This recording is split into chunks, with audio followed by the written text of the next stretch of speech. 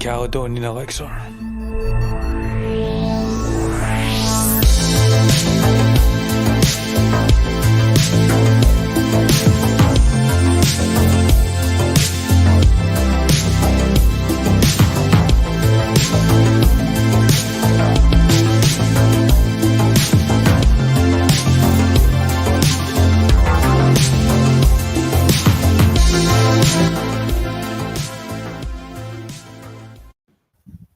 Broadcasting from Glasgow, Scotland, this is the Caledonian Elixir.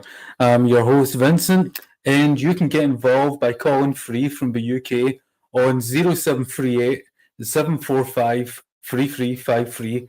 That's 0738 745 3353. And the international number is also available on this screen too, I believe. Or you can come on by clicking on the link beside the video description. And as usual, if you do that, follow the simple instructions, enter a name, and you can come on the show that way. So whether you agree or disagree, it's free. So call in, click the link, and join the discussion. And also, we are broadcasting live on YouTube, Rumble, Facebook, and X. But if you're watching on YouTube or Rumble, you can leave a comment and engage with us and our live stream viewers that way. So first, I'd like to give a shout out to Jimmy Dore, who's a legend and is in Glasgow right now, and who will be doing a show within the next 24 hours, and I may be going to it myself. So I'm looking forward to that. Now, this show, however, is an interzone of information where I discuss everything from politics to the paranormal with guests and callers, and we do it without the bias of mainstream media, and we do it with wit and true grit. So the MAGA sphere, which is an acronym for Make America Great Again, is going through some serious permutations as a result of the fallout between Elon Musk and President Trump. And it's got a lot of people, including myself and us on the Elixir, asking what this means for MAGA and President Trump. And, you know, if all of you guessing calls also have been wondering what this means, call up so we can do a deep dive and discuss what this will mean, and we'll get to the bottom of it. Now, in a minute, I'm going to bring on my guests, but before I do, I want to say this breakup between the richest man in the world and the alleged most powerful man in the world was a long time coming. It's something that people in the mainstream media have been saying is due since they first got together, essentially. And they were basically inseparable during the election and the months following after. For example, you had Elon Musk staying at Trump's address in Mar-a-Lago for a while. Musk poured over $200 million into Trump's presidential campaign to help get him elected, and did a roller coaster ride of campaigning for President Trump, especially in the state of Pennsylvania. Now, as we know, Musk was appointed a special advisor role to President Trump, heading up the Department of Doge. Now, this advisor role came to an abrupt end a couple of weeks ago. Then, not long after that, we saw the explosive fallout with what on the surface appears to have been sparked by Musk's opposition to a bill that is stuck in Congress right now. And this triggered a slew of Twitter posts by Musk, with Musk calling the bill ugly, telling voters essentially to write to their congressman and to oppose it. This sparked an angry response by President Trump, with Trump implying he could sever cut government contracts to Musk companies. And as a result of that, Musk, in a single night, posted dozens of comments with some alleging Donald Trump essentially was on the Epstein flight list. Now, this this bill has been a spot of controversy, and as I said in my introduction, I thought it'd been a long time coming. But to get this underway, I want to bring on my guest, my producer, Gareth. And Gareth, is Hugh available yet? He's just shown up. He's just there. Yes. Oh. Do you want me to ask you just now? Yeah, at the minute. Hello. Hey, Hugh. Hi, Gareth. I hope you're safe there in California. I've seen there's a wee bit of a brouhaha in your capital. You know. Yeah, it's it's like Los Angeles is in the county of LA County, and obviously you may not know this being in Scotland, but Orange County and LA County are right next door to each other. I mean, they're probably about 30 minutes apart, and certainly it's Orange County is more like a conservative Republican county, whereas LA County is a very Democrat-run place. Yeah, but in saying that, you can Alabama or yeah, see. you can definitely. I mean, you can hear the helicopter. Yeah, you can hear the helicopters and things going over. That's important to us. Let's see it from. Well, that to adjust this. Is that a bit better? That's better. Better. Yeah. So how is everything here? Can you hear me okay? Yeah, everything's fine. Right, that's excellent. So as I said in my introduction, this fallout has been a long time coming. And because a lot of the disagreement essentially with Musk and other Trump advisors went on before this, you had MAGA personalities such as Steve Bannon getting into Elon Musk. I'm sorry, there's some. Give me a minute. I need to deal with. Go talk to Hugh. I'll come back in a second. I'll ban. So I mean, so when it comes to like MAGA, I was and still am quite a big MAGA guy, which is unusual for Scotland. During the 2020 election, I actually had a Trump flag, right, which I flew outside my kitchen window, which let's just say the response from passerby weren't necessarily that positive. A lot of middle fingers, a lot of spit. Luckily I'm high up. But hey, not everyone has taste. I mean,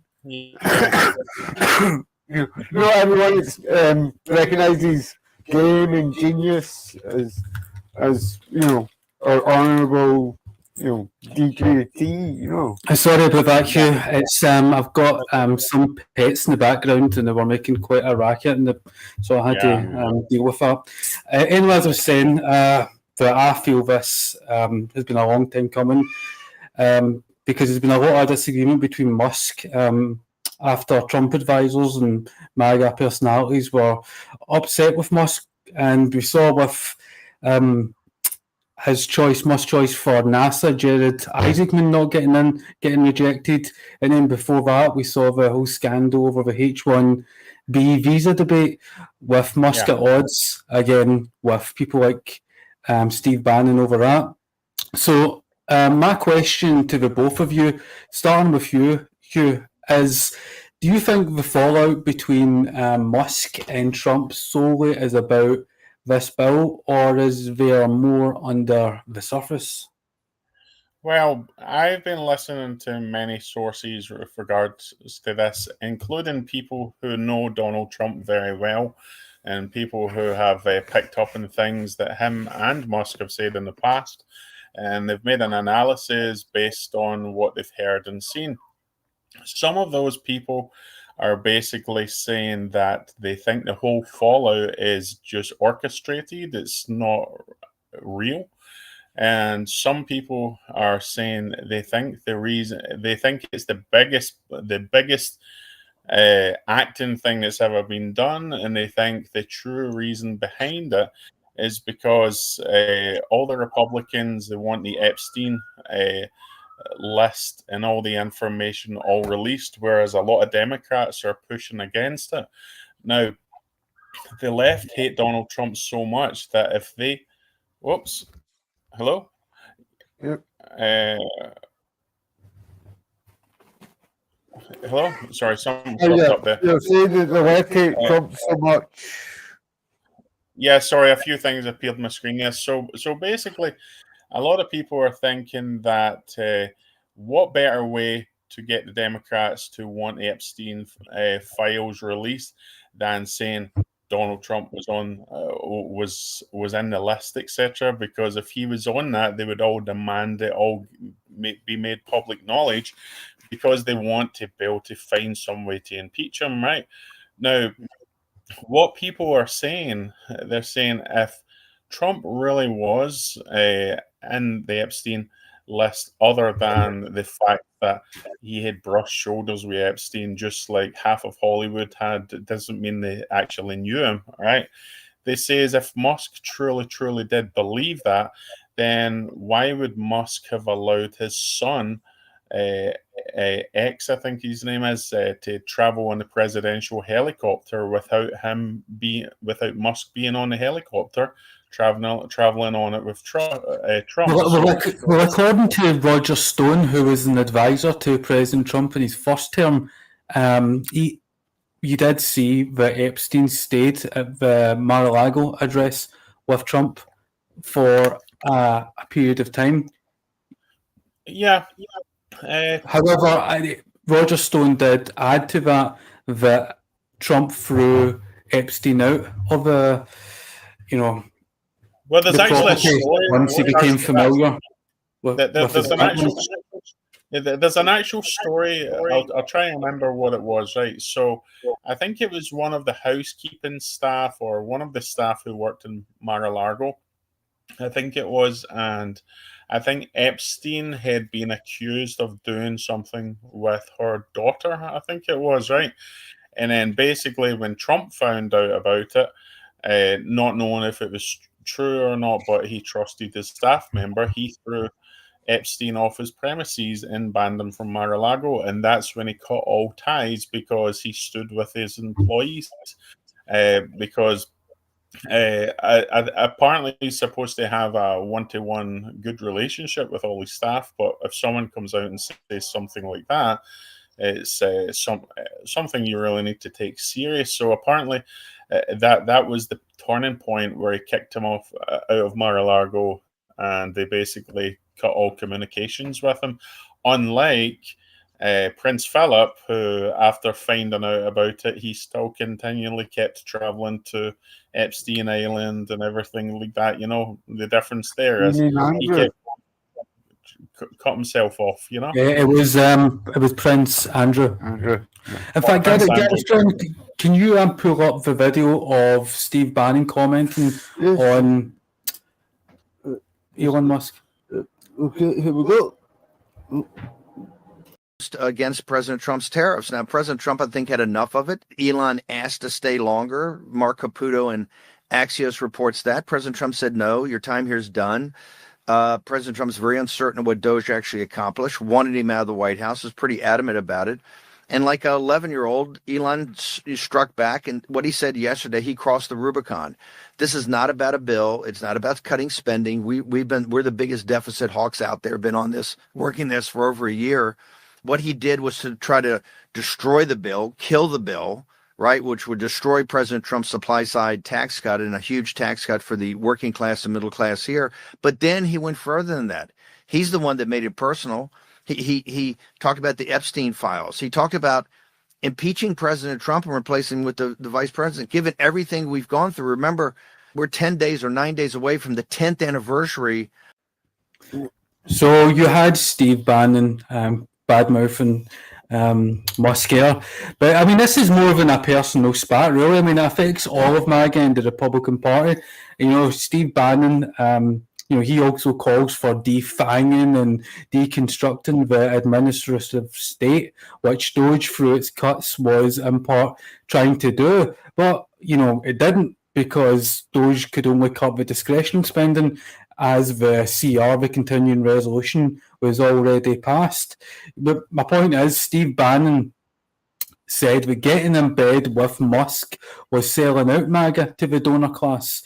And so what do you feel about that in respects of the wider picture between Musk and MAGA? Because to me, Musk was never really on board with the America First thing. He was more like a technocratic libertarian who wanted to slash the administrative state as opposed to, invest in the American dream and American industry. He offshores so much over to other countries like China. See what they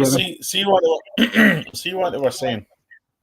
I mean, a lot of people have been saying out there, it's almost like, I mean, if this isn't an act, if it's true that Elon Musk is pretty much tested the water, saying, as you had said, that maybe Trump should be replaced by Vance, etc. Right? But Vance turned. Well, that's completely crossing the line, saying that. Yeah. But as I say, so Vance actually came out and he had made a statement, and he pretty much says, "I'm 100% behind. I'm 100% behind Trump," and then basically the Speaker of the House as well, who's friends with both Trump and Musk, he says Musk didn't answer his call, but he himself as well is not trying to take sides, but he thinks it's wrong of what's been done. And obviously there's Steve Bannon, which you put on as well. Steve Bannon has always been a huge support of everything Trump's trying to accomplish and trying to smash the deep state. And it just seems that to me is concurrent with Doge's attempts to slash the administrative state. So wouldn't you think that Steve Bannon would be more sympathetic to Elon Musk because they were both in a way trying to cut the deep state or the administrative state? Well, the thing is, it's like Donald Trump's trying to do 100 things at one time. And I think maybe Elon Musk, in a certain way, he thinks everything can just be done by a flick of a switch because that's how he works. He gets things done very quick. But it's like Donald Trump has accomplished so much within over 100 days, especially a lot of things that kind of Biden throughout all Trump's executive orders and stuff like that, which he's starting to reinstate and stuff like that. But it's almost like if this isn't an act that Elon Musk was testing the waters to see how much of the people would follow him compared to how many people would follow Trump. Now, a lot of people asked me which side am I on, and I says I'm not on either side. It says I'm a strong Elon Musk supporter. I love everything he does.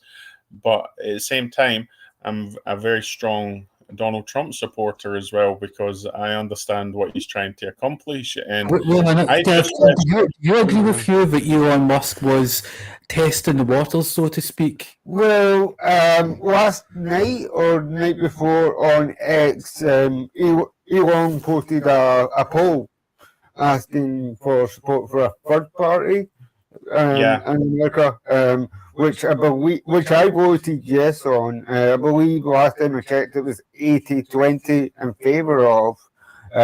Whether that means people are in favour of Elon Musk or they're just sick of the two-party system is anyone's guess. I would say probably the latter, because it's so divisive and there isn't really that many alternatives to Republican, Democrat. Yeah, you've got Libertarian, but Libertarian always seems to kind of get more swallowed up by the MAGA, cult, if you like, or the MAGA family, or call it what you will, the MAGA spear. As you so succinctly called it, yes. So can I just touch on one thing? So I'm not the biggest Musk guy, right? I mean, I respect the guy. You know, I think someone with his sort of Asperger's and is commendable and Who would you rather inspirational. have in Trump's administration, Elon Musk or Rand Paul? Ooh. Because he's a libertarian. Yeah, I mean, I do like Rand Paul. I think he's wrong on this bill as well. So that's good. No, Rand Paul's opposed to the bill. Are you in favour of the bill? Not as it is. Not as it stands. Not as it stands. So Hugh, you said that Musk was testing the waters. Can you expand on what you mean by that? Okay, it's like obviously you only just need to look at Elon Musk's influence. You know, he talks about a crypto, he talks about something, and he can influence the price on things to the fact that the SEC was pretty much slapping his wrist for doing it. Right. Donald Trump, on the other hand, as well, he's got so much influential power as well. He can say something and completely destroy a business overnight by what he says on Twitter. Right now. This whole thing that happened between the two, it's like overnight. It's like Tesla had fallen, I think, like 13 or 14%. I think this is the price of the stocks, right? So to me, that pretty much shows, you know, you F with Trump, this is what can happen, you know, because he's got a very, very strong support, right? So it's almost like. It's like Clash of the Two Titans, you know, it's like the two most powerful people in the world. Believe it or not, Musk is very powerful, he can accomplish a lot. But at the same time, Donald Trump has got his hardline supporters behind him that are terrified of the USA falling into the Democrats' hands. So they would put him before they would put Elon Musk, and most of the non-tech people as well, they look at Elon Musk and they think, you know, well, he voted for Joe Biden in 2020 and stuff like that, you know, so he's not 100% us, you know, and apparently someone says it was something to do with I think a tax incentive for Tesla cars or something like that, that Trump was wanting to take away, and Elon Musk was okay with it, but some people are saying it may well be that's the reason. But apparently everything that was in the big beautiful bill, Elon Musk knew about everything that was going to be in it a long time ago, and they're saying, I don't. Elon Musk has refuted it, and I'm with Elon in that. I don't think Musk would have been aware of the details of the bill. You have, you know, Congresswoman Marjorie Taylor Greene, who in fact voted for the bill, but she also said she didn't know the details of it. How many people, do you know how many pages this bill is? I don't know. Biggest majority of times it's probably 30,000 or more, and they don't get much time to go through and read it. Yeah. It's an omnibus bill. It's one of these huge, massive bills that no one in Congress really ever gets through. How can they? They don't have the body time. And you know, to expand on Musk's diminishing power and, you know, Trump's administration, when the fact that he couldn't even get his picks in NASA, like Jared Isaacman, and Musk is integral to the American space industry. In fact, his SpaceX is the most important company right now in space travel, especially for the United States. And for Musk to be sidelined, or for his choice to be sidelined, doesn't that show that there was already it shows that his influence was waning, or that he was being sidelined? I mean, maybe Donald Trump didn't want it to be a conflict of interest, because if his best friend ends up getting put in a top position in NASA, then guess what? It's like Elon Musk. Well, wait a minute. The EV mandate has been cut. So how can you, on the one hand, say, "Oh, wait a minute, Elon Musk is benefiting from this," and yet the EV mandate, which benefits Elon Musk's Tesla company, has been slashed in the bill? So it's hard to argue that Musk is personally benefiting from his friendship or his involvement with Donald Trump when the EV mandate's been removed. No, what I'm saying is, I mean, if Donald Trump was to put someone in that position in NASA, right, biggest majority of it's Elon Musk's business. I mean, Tesla's a huge part of his business, but he gets a lot from NASA because NASA. He gets more. He gets more from Tesla than any company. Okay, I mean, I don't know if that's true because obviously SpaceX is not open to the public to own shares and stuff like that, right? So I think they're just talking about a publicly traded company. I think with that, but his SpaceX requires a lot of big contracts, and obviously whether it's publicly traded or privately, or whether it's privately owned by Musk, in terms of the hard assets of the company, Tesla is more valuable to Musk. In fact, Musk leverages Tesla to get loans for other companies. He did that. Yeah, but see the thing is, I'm not too sure. Gareth would need to Google it. Musk doesn't own as much in Tesla as a lot of people think. A lot of people, he's the major shareholder, but a lot of people think that he pretty much owns it all. He doesn't. And I don't know if you could find that out, Gareth, how much. Is it not Thiel that's got shares in Tesla, or was that something else? No, Peter Thiel. Oh. I mean, I'm not certain. I mean, I'd rather us not go on our phones and sit there browsing trying to get this kind of information. We should already have it. We should already be aware of it. And if not, let's just admit we don't have the facts instead of sitting there on the phones trying to find the facts. Yeah. We're not 13-year-old girls here. Okay, I actually found it out, right? So apparently it says were you on your phone?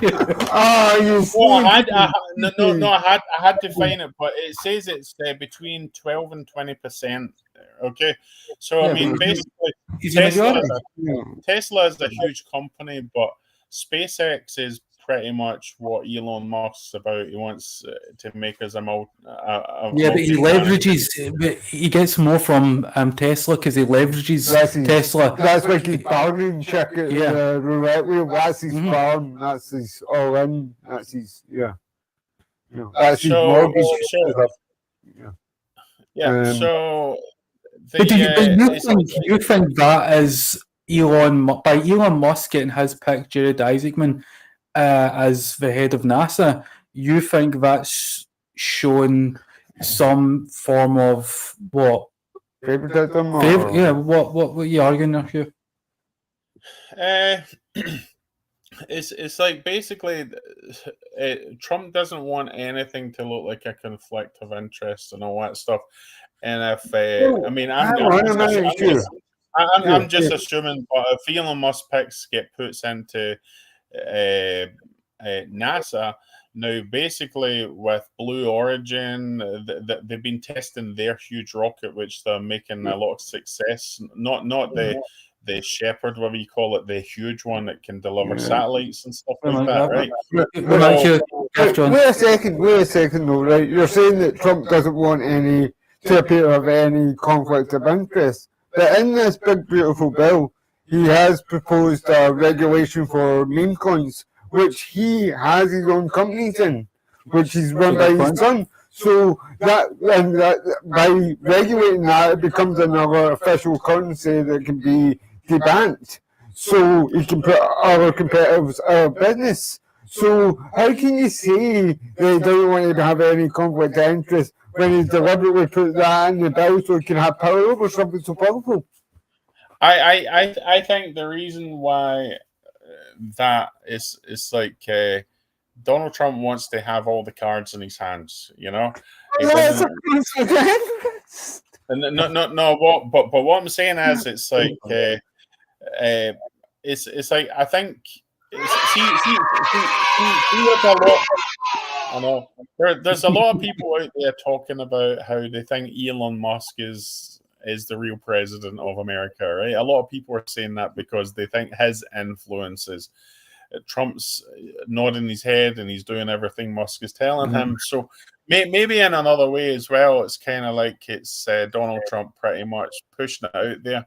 I'm in charge, not Musk.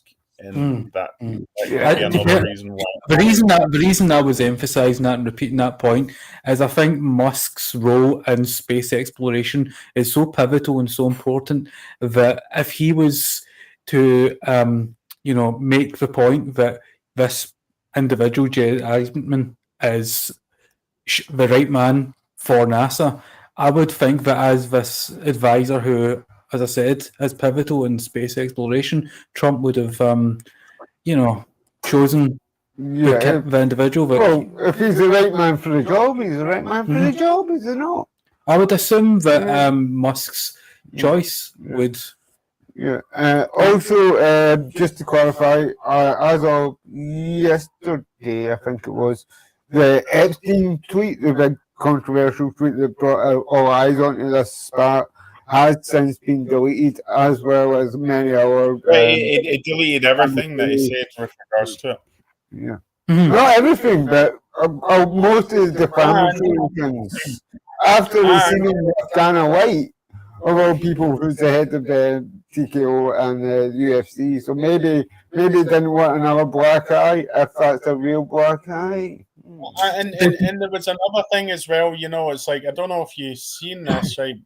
I don't know if Gareth could even find it as well, right? But we've already discussed we're not going to be looking things up.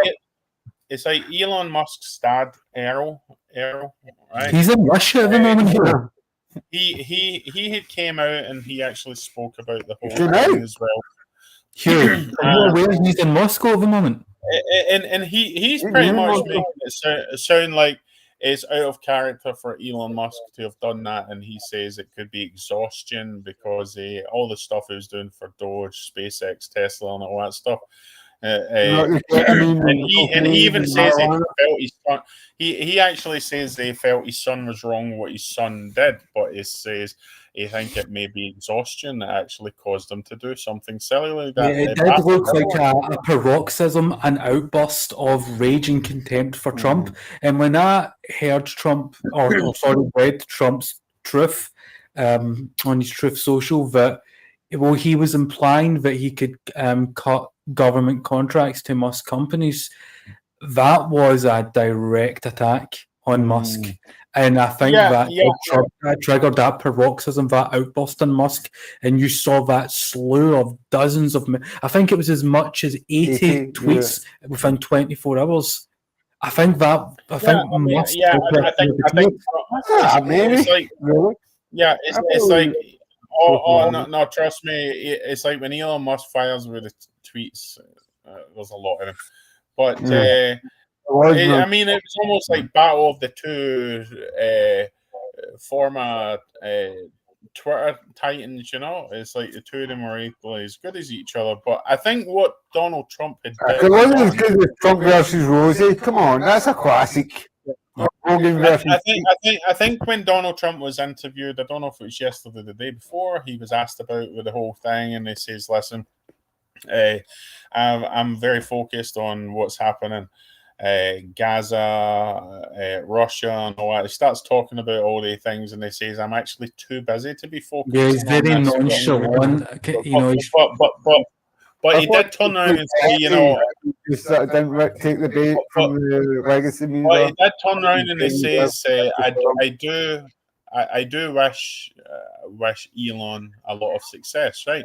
But Donald Trump actually liked something, I think it was, of Elon Musk on Twitter recently, if you've looked at the tweets now, and suddenly it's almost like they're liking each other's stuff again. So it's almost like they're slowly trying to brush it under the rug.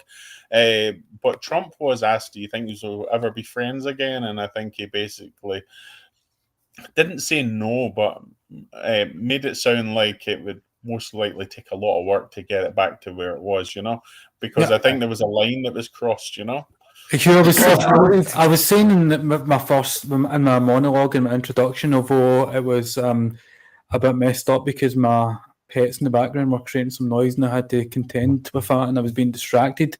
But I'm not sure that we really tackled that question that I asked. But do both of you think that the fallout was solely to do with the bill, or was there more lingering underneath the surface?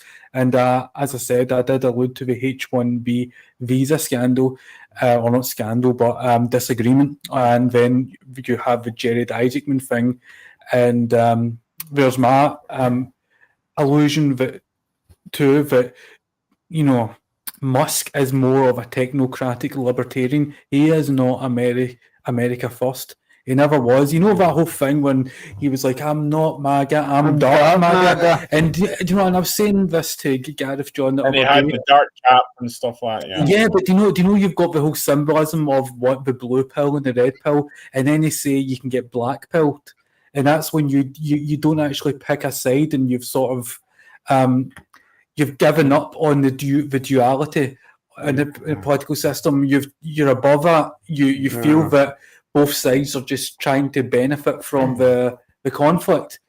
And Well, I was actually hoping that she was going to wear red because you're wearing blue. I was hoping you were going to wear red and I was going to be black. I was going to be black Alexa. But, I mean, thanks you. So do you think there was more lingering underneath the surface? Well, I think There was. the HPV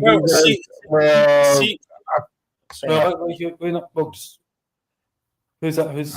I think that the HPV visas was a bad. Well, Elon's take was a bit sort of. What did you call it? The HPV. H1B. H1B. Sorry. Thank you for correction. I'm going to start with an H, but I think his take on those visas was a bit sort of nasty towards American people. You know, I thought it was sort of talking down to them. You had Vivek Ramaswamy. What happened? He jumped off the door. What happened to Vivek? I mean, Vivek was part of this whole Doge outfit, and then he disappeared. And he was going to be. I think. Okay, so Vivek, it's like obviously. I personally think there was a power struggle between him and Elon Musk, you know? I mean, they didn't go on to the details about it, but there was obviously a power struggle because Vivek's a very strong-minded person. Elon Musk is very strong-minded too, but Elon Musk comes with a lot of sarcasm as well, you know? So I think there was... What was that, sorry? Who do you think would win a fist fight, Vivek or Musk? Maybe that's who gave him the black eye. Oh, so the assertion is that this has been caused due to the bill, that big beautiful bill, and it's because Trump has claimed that Elon has been upset because the EV mandate was pulled. So could you play the video of Alex Jones commenting on the bill? Can I just say something before you play the video, if you don't mind? Yeah. So, a lot of people have been analyzing all the videos of Elon Musk being in the Oval Office while Trump's been talking and stuff like that, and some body language experts have been saying they felt there was certain problems happening then between the two of them, right? Other people are saying they think Elon Musk has been taking drugs as well. I'm not too sure if he was doing the Judy Garland style ones to help him stay awake with the amount of hours he's putting into all these companies, right? But a lot of people are saying that they think he's been taking drugs and how he's been acting has been out of character, which obviously drugs would do that. And then for Elon Musk's dad, Errol, to come out and say it's unlike Elon to do that, I think Elon was wrong and stuff like that.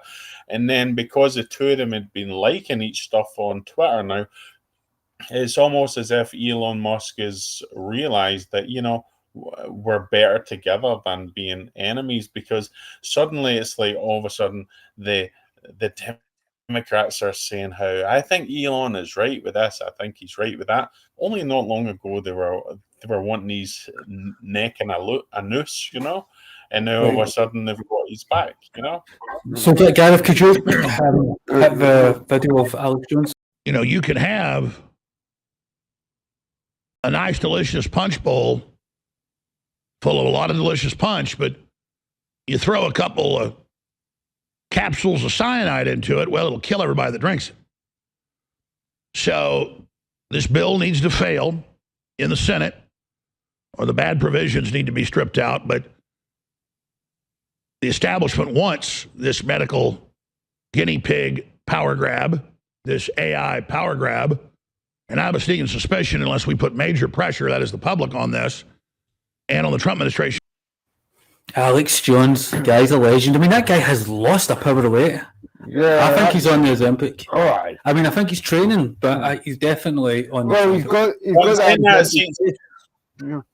Besides you, and saying that with Alex Jones, I mean, how many things has Alex Jones come out and says he's been ridiculed for it, and it turns out everything he turns out to be true. You know, it's almost like some people are almost like they swear he's a prophet, you know, because it's almost like he sees things before they happen, you know. Yeah, well, we just read the documents. I mean, one of our episodes that you were involved in the past had to do with the Russia-Ukraine war, and the reason I know that this was planned and outlined is because you can read the RAND cooperation document overextending Russia into favourable territory, where they outline how they would pull Russia into a war in Ukraine and how they would overextend Russia and cause economic collapse. So they don't make a secret about it. You can just read the documents. But anyway, I don't want to digress into that, but so in regards to the bill, I mean, it has been a source of controversy, and again, on the surface, like it appears that it, sparked the conflict between Musk and Trump. But as I said, it's not just Musk that's opposed to it. You've got Marjorie Taylor Greene, she's against it, and So to interrupt, Vince, we have a comment from someone called Billy Bob that just says, "Kill the bill." Aye. Yeah. Billy Bob. Thank you, Billy Bob, for your contributions. Thank you, Billy Bob. Yeah, so Marjorie Taylor Greene, even she said she was against it, although she voted for it, but she claimed that she didn't know many of the terrible provisions. Oh, and I don't know what habeas corpus either. So. No, that was... that was Bondi, sorry. Yeah, and I'm opposed to the bill. bill. The thing is, there's a particular provision, right, that really gets me, and it's about putting limits on the states. In fact, not so much limits, but literally preventing a state or a political division from enforcing any law or regulation on AI models, which is crazy, right? And again, another huge MAGA media figure, Alex Jones, that is a reason why he's opposed to it. To say that the states or any political division cannot regulate AI at a time the AI, in terms of AI scientists, many of them are arguing that it is becoming self-aware now. So to put those provisions are refusing to turn themselves off, and they're just giving information unprompted and stuff. It's quite alarming. So see one of the things I think Elon Musk is upset with as well, because in the bill it was saying something about raising the debt limit or the debt ceiling, whatever you want to call it, which means the government can borrow more money. And I think the thing that was upsetting Elon Musk is saying, well, why are we creating Doge to create savings and fraud and all that stuff if we're going to get ourselves in more debt? The whole thing is we're trying to get rid of that debt, not increase it. But we've got to understand as well, a lot of these things that's in these big bills that hits the Senate, that's not Donald Trump just putting all his things there. That's both parties putting things in these bills that they would like to see. You say both parties, but the Democrats are against this bill. So who in the Democratic Party had put any provision in this bill? It's like, I mean, it's like every person that puts something in it, they've got to have something that sweetens the deal for the other person. It's like, if you put something in it, I want to put something in it as well. Yeah, but you said this is a bill that both parties have made contributions to. Can you name one Democrat senator or representative in Congress? I can't say a lot, but you've got to remember how many representatives. There's a lot, right? Not off the top of my head. Really, because it's not a Democrat bill here; it's a Republican bill. I know that, but they both. It's like they sweeten the deal for each other to allow each thing to go in it. That's how it always works. Well, right? do you know one Democrat senator who said he's going to vote for the bill? I suppose we'll find out, because a lot of people say they're not going to vote for it, and they do. It's already approved in the House of Representatives. Did any Democrat congressmen or women vote for it in the House? I'm not too sure. Yeah. But I mean, the thing is, the bill is really sort of flimsy in terms of passing, because the Republicans only have a 53 majority. So if only 4 of them vote against it, it's dead. Yeah, and personally, like I don't know. I'm going to ask your views on the bill, because I'd like to know, Q, as someone that's actually living in California. And it doesn't go. So one second. So when it goes to the Senate as well, remember, it's not an automatic thing. It's got to get sent from that to President Trump to sign it. So I think that's why Elon Musk is putting pressure, because he wants Donald Trump to object to the bill. You know, why would you object to a bill that he created? It's just, and see, the thing is as well, all these bills that hit the Senate floor as well, as Vince says, there's far too many pages. They don't get enough time to read everything that's in them, and that's the problem. That's how things get sneaked into the bill, right? They need more time to go through the 30 or 100,000 pages or something. That's ridiculous, you know. Was that sorry? Do you know the thing? The thing for me is the fact that it cuts Medicaid for up to maybe 10 million persons, and then you've got that provision preventing states or political divisions enforcing any laws or regulations in AI. To me, this bill should be voted down. What do you think, Hugh? Do you think the bill should be voted down, or should they? I think they need to give the public a lot more information of what's in this bill. They're not. I mean, rather than them bitching at each other, you know, parties and all that stuff, show us every single thing that's in this bill. Let us. It's like Matt Gaetz, who was the representative of Florida, who was the one that was campaigning against these omnibus bills, and he wanted single, bills that just dealt with single issues, and he was destroyed. I mean, it is part of the political systems where both parties do want these big omnibus bills. Whether it's Democrat, Republican, they love them because, as what you said there, they can sneak these wee provisions into it, but the public is completely unaware of these provisions that benefit not us working class or middle class people, but benefit these big transnational corporations or benefit Wall Street. But you've got Palantir. Palantir benefits big from this bill. Well, basically a private organisation. I mean, this company's got like AI hunter-killer robots for murdering people in Gaza now. I mean, I used to own loads of CIA is a front for Palantir, or Palantir a front for the CIA. And basically, it's the CIA with, all the sort of what's the word I'm looking for here? Because they're a private company, they don't have to adhere to rights of privacy or any sort of governmental rights, because they work as a private in the private sector. So the CIA can hire them to do the things that they can't legally do. They've got non-disclosure agreements and all that. And they just go on and just do whatever the hell they want, survey who they want. And Pick who they want, kill who they want. we explained in the Weather War episode how Raytheon, gets away with doing it. And it's loopholes for CIA, so it's spooks having all the toys. So Hugh, could you expand on your views on this bill, because it's like pivotal to why this whole rift between Trump and Musk has emerged?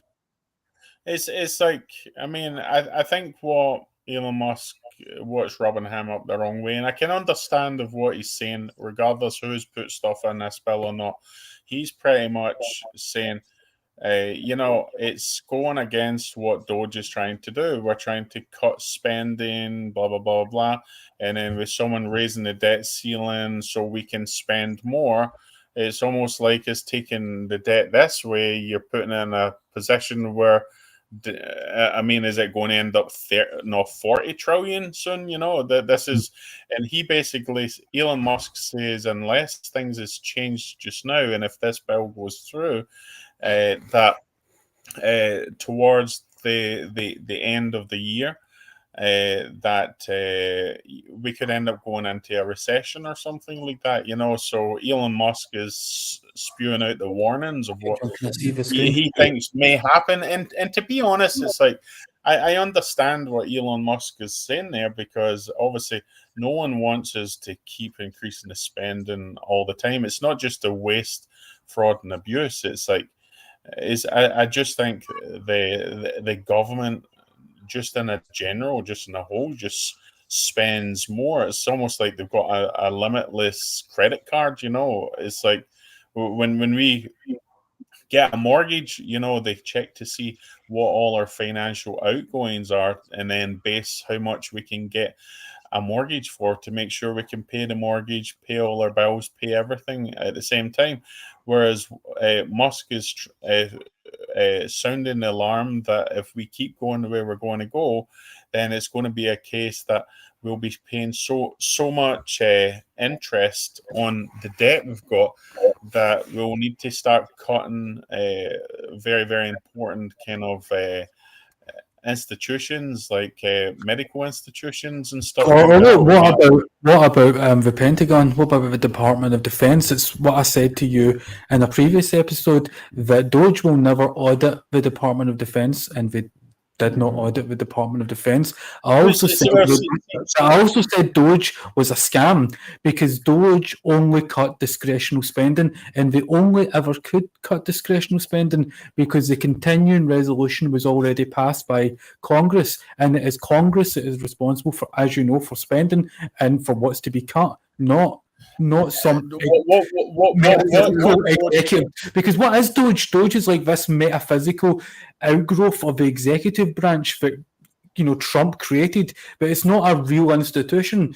It doesn't have the actual power to cut anything, and that's why when they found these programs, these discretionary programs, like sending money to Iraq, etc., for Sesame Street, it could cut that, but it can't cut the Department of Defense. Well, actually, Vince, interesting enough talking about Doge and political theatre. We have a comment here from Musk. I believe I might be mispronouncing that. My sincere apologies. But she's saying that this whole trip between Trump and Musk is just a ploy to get it's just better to get Democrats to buy Musk products again. Which. You assumed Mox's gender there, mate. I apologise again if I'm. That sounds, I don't know, Indian or something. Yeah, something like that. My apologies. I totally butchered that. But if it's any concessions, that butchering was halal. So what do you think of that? Do you think it is just the sort of, we start, hey Musk, let's get your companies back on track and let's have I don't know, what do you think? What do you think about Mox's comment, Hugh? Do you think it's political theatre, so that maybe those on the left who've stopped using Elon Musk services and products will come back? I think people would already. I think people have made their mind up, and I think the left are so there's so much hatred now that even if Elon Musk came out and says, I support the Democrats again, I think they wouldn't buy his product. They wouldn't forgive I think him they for would what switch back to MAGA then. I think they'd all just go, because they hate him that much now, they'd actually come into the fold. I think what Elon Musk is saying is when he made that post about creating a third party for the 80%, he says, which to be honest, you would never get the 80% in the middle, right? That was the result of the poll. 80% of X agreed that Yeah. they should have a third party. But in saying that, we can't believe all these polls because of bots and stuff like that, right? And the thing is as well, I mean, in fairness to people who are Democrats, it's like a lot of Democrats don't use the platform X because they don't like Trump. They're all on Blue Sky or Redbook or whatever. So maybe overwhelmingly, maybe they created accounts and done something to make it look like, we would like to be down the middle. And Elon Musk sounds like he's trying to get the pressure of people stop making death threats and stuff like that against him. Musk created that poll and basically like skewed the number of it to make himself look better. I mean, as an Elon Musk fan and supporter, he very much could do that. I mean, we can't say he can't because we don't know what they can and can't do on the platform X. But when you the thing is, like, Elon Musk is a technocrat. I've said this multiple times now in this episode. He's a technocratic libertarian. So a third party down the lines of libertarianism, even a new sort of form of libertarianism that embraces technocracy, that is something that I think a lot of Americans would be in favour of. Yeah. And what I mean by technocracy, and I'm just coming out with this, is you see a lot of Americans that like to invest in cryptocurrency. Mm-hmm. So there are a lot of libertarians, I think, that don't want to use the dollar and who would prefer to use a crypto coin. It's unregulated because they don't want to be debanked. They want to have their own self-sufficient. So I think a lot of Americans would like to see a kind of technocratic libertarian party. That seemed to be the vibe in the comments of the poll that when I sort of looked at it. It definitely seemed to be the sort of mood of the people on X. So yeah, I mean, you've heard of these kind of fights between Rubio and Musk. Who was the commerce secretary in the United States? Do you know his name? Yeah. The who? Sorry. The commerce secretary. He also had a bust up with Musk too. Is that the guy that he sort of? I think. Yeah, and he had a fallout with Rubio too. Allegedly. And then he's got this fallout with Trump. So this goes to my point that a lot of people are boxing Musk in with this whole MAGA label, and he's not MAGA at all. He's not MAGA. He's kind of like Hugh, can I ask you what you said? You're a fan of Musk and you're a supporter of Musk. Are you a supporter of Musk for the same reasons you support Trump?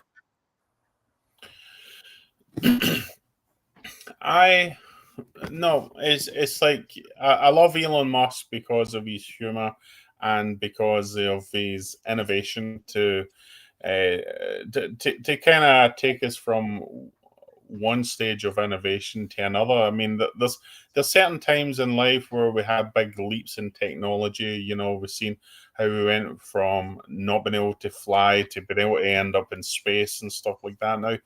So, and Elon Musk has made space adventure exciting again, because NASA was boring, right? So, who was sends the hot chicks into Katy Perry into space? That was Bezos. That was make space sexy again. And sorry, quick continue. I was just. It's okay. So it's like Elon Musk. I've loved everything he's done because I'm a very techie person myself. So that's the number one part, right? Then I started collecting cryptocurrency, various ones, and I'm a large stakeholder in the Doge cryptocurrency. Where I can tell you this, at one point when I first started buying Doge, it's like my Doge overnight jumped $27,000 just in one night, right? I remember that. I remember you were trying to get me in on it, but I didn't understand it too much, and I thought it was Yeah, too I know, volatile. but so the thing is, so what happened was Elon Musk at that time, when it had jumped $27,000 within about one day or something like that, right? He went on the SNL TV show, the comedy one, and Saturday Night Live. yeah, Saturday Night Live, and a lot of people thought, they were saying Doge is going to go to the moon, it's going to hit $1, and blah blah blah blah. It's going to hit $2 after that, and this Elon Musk thing was going to be the catalyst that was going to make it jump, right? So then he went Didn't he there, want to be the and all of a official sudden, as he was, well. yeah. So as he was on the show, all of a sudden the Doge started plummeting like that, falling drastically, right? Just A like lot of- SNL ratings. Yeah, it's like a lot of people tried to blame him for that, but a lot of people think it was big whales that owned lots of Doge that can influence the trajectory of it What do you going mean up by and down. whales? They've done that to try and embarrass him, while it was on TV, because I don't really think he done anything wrong, but it's like, I think a lot of people lost respect for him because they blamed him for the crypto falling like that. And now all of a sudden Bitcoin is spiked through the roof. Dogecoins went back up again as well, but it's not went up as much as it was during that time. Yeah, isn't that because of this bill, like cutting things like Social Security? People are investing in crypto so that they've got an alternative currency in case their money gets, canned, essentially. Well, see, Because that say obviously they, is a backup, does it not? But if it's regulated, then it can be debanked, and then, what's the point? It's just another currency that's susceptible to markets and To central banks. Yeah. Yeah, see. The thing is, a lot of people are saying that lots of people like Bitcoin, for instance, right? Because it's because it can't be hacked off any government agencies and stuff like that. It's so secure, right? And it's an alternative to how the government's running the financial system, right? It's like holding gold, it's the new gold, right? But it's more unstable than that, is it not? Is it not really volatile? But then what happened was, it's like when the Democrats were in, they were wanting to create a new cryptocurrency. They wanted to pull us away from the paper dollar to a cryptocurrency which would be regulated by the government. And a lot of people were scared of that because they were saying, well, what happens if you come out and you're political speaker, you say something that the government doesn't like, they can stop your money, freeze your money. Yeah. Hugh, like the Republicans and Trump are pushing that sort of thing too, man. That's in this big I mean, if that's the case, I'm not for it. I think cryptocurrency is great, yeah, but the America, I think having the physical money, not that you can hide, no one can touch it, Hugh, I would like to also ask you about something that's happening right now in California, since you're there. But I want to hit a break and get a song on. So can you hang on for a couple of minutes? Yeah, that's fine. Right, okay. Meet me in.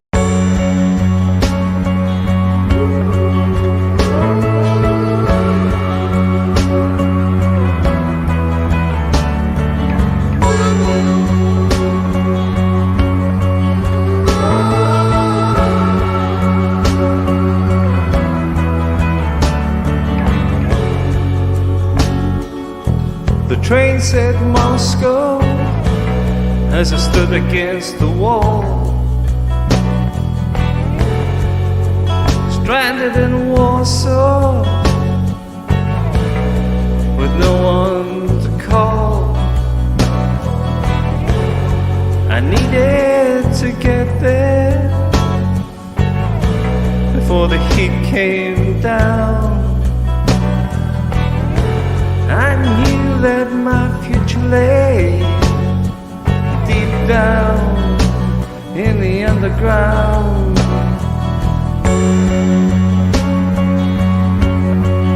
Meet me in Moscow.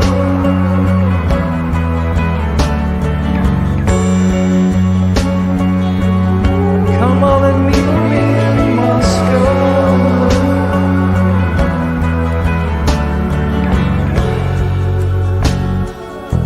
The mood was undecided. Some of them scratched their heads. The truth was ill-divided, broken like a frozen piece of bread. But I needed to get there before the heat came on down. I always knew that my future lay deep down in the underground.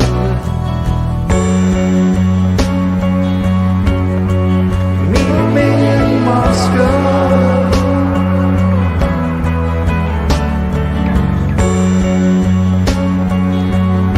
Come on, meet me in Moscow. And meet me in St. Petersburg by the sea. I know that something's waiting for me. Golden visions as the bronze horsemen rise.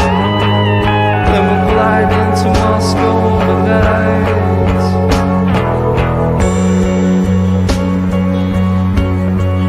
Meet me in Moscow.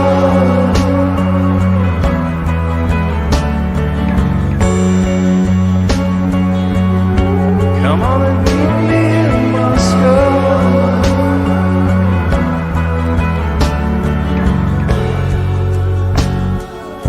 The outcome was inevitable, like balmy days in Cambodia. The sunsets were incredible, like trout fishing in Siberia. 'Cause we all need to get to somewhere before the heat comes around. Some of us know where the future is, deep down in the underground. And meet me in St. Petersburg by the sea. I know that something is waiting for me. Golden visions as the bronze horsemen ride. And we're back. Welcome back to the Caledonian live stream call-in show. It would be good if we got back. But if you're liking and enjoying, don't forget you can subscribe and follow on YouTube and Twitter, and you can tip donate on the tip icon on Twitter too. So please do, it helps us out. So Hugh, how are things in California at the moment? Certainly in Orange County, as I was explaining before, Orange County is like it's like having North and South Lanarkshire next door to each other. You know, it's like run by different kind of government parts, but it's not affecting us here. But I certainly have heard police cars. Maybe the police cars are going to LA County to help the police there. but I've heard a very, very large amount of helicopters constantly. I don't know if that's them taking people away by helicopters, but biggest majority of the helicopters, I think they're bringing equipment to all the officers that are on the line, like the border patrol staff and the feds and stuff, or the National FBI Guard. and stuff like that. So I think that's what the helicopters are. But So it's CNN is because I've been following it on CNN and Fox, and CNN is maintaining that this has been stoked by Trump sending in the National Guard. Do you think that the police forces, the state police, had a handle on the situation, and that Trump sending in the National Guard has just made the whole situation worse? well, they actually says, I watched an article today, and they were saying that the police were overwhelmed. It's like they just did not have the resources to do that, and obviously it was also spotted as well that there was loads of big coach buses all lined up as well.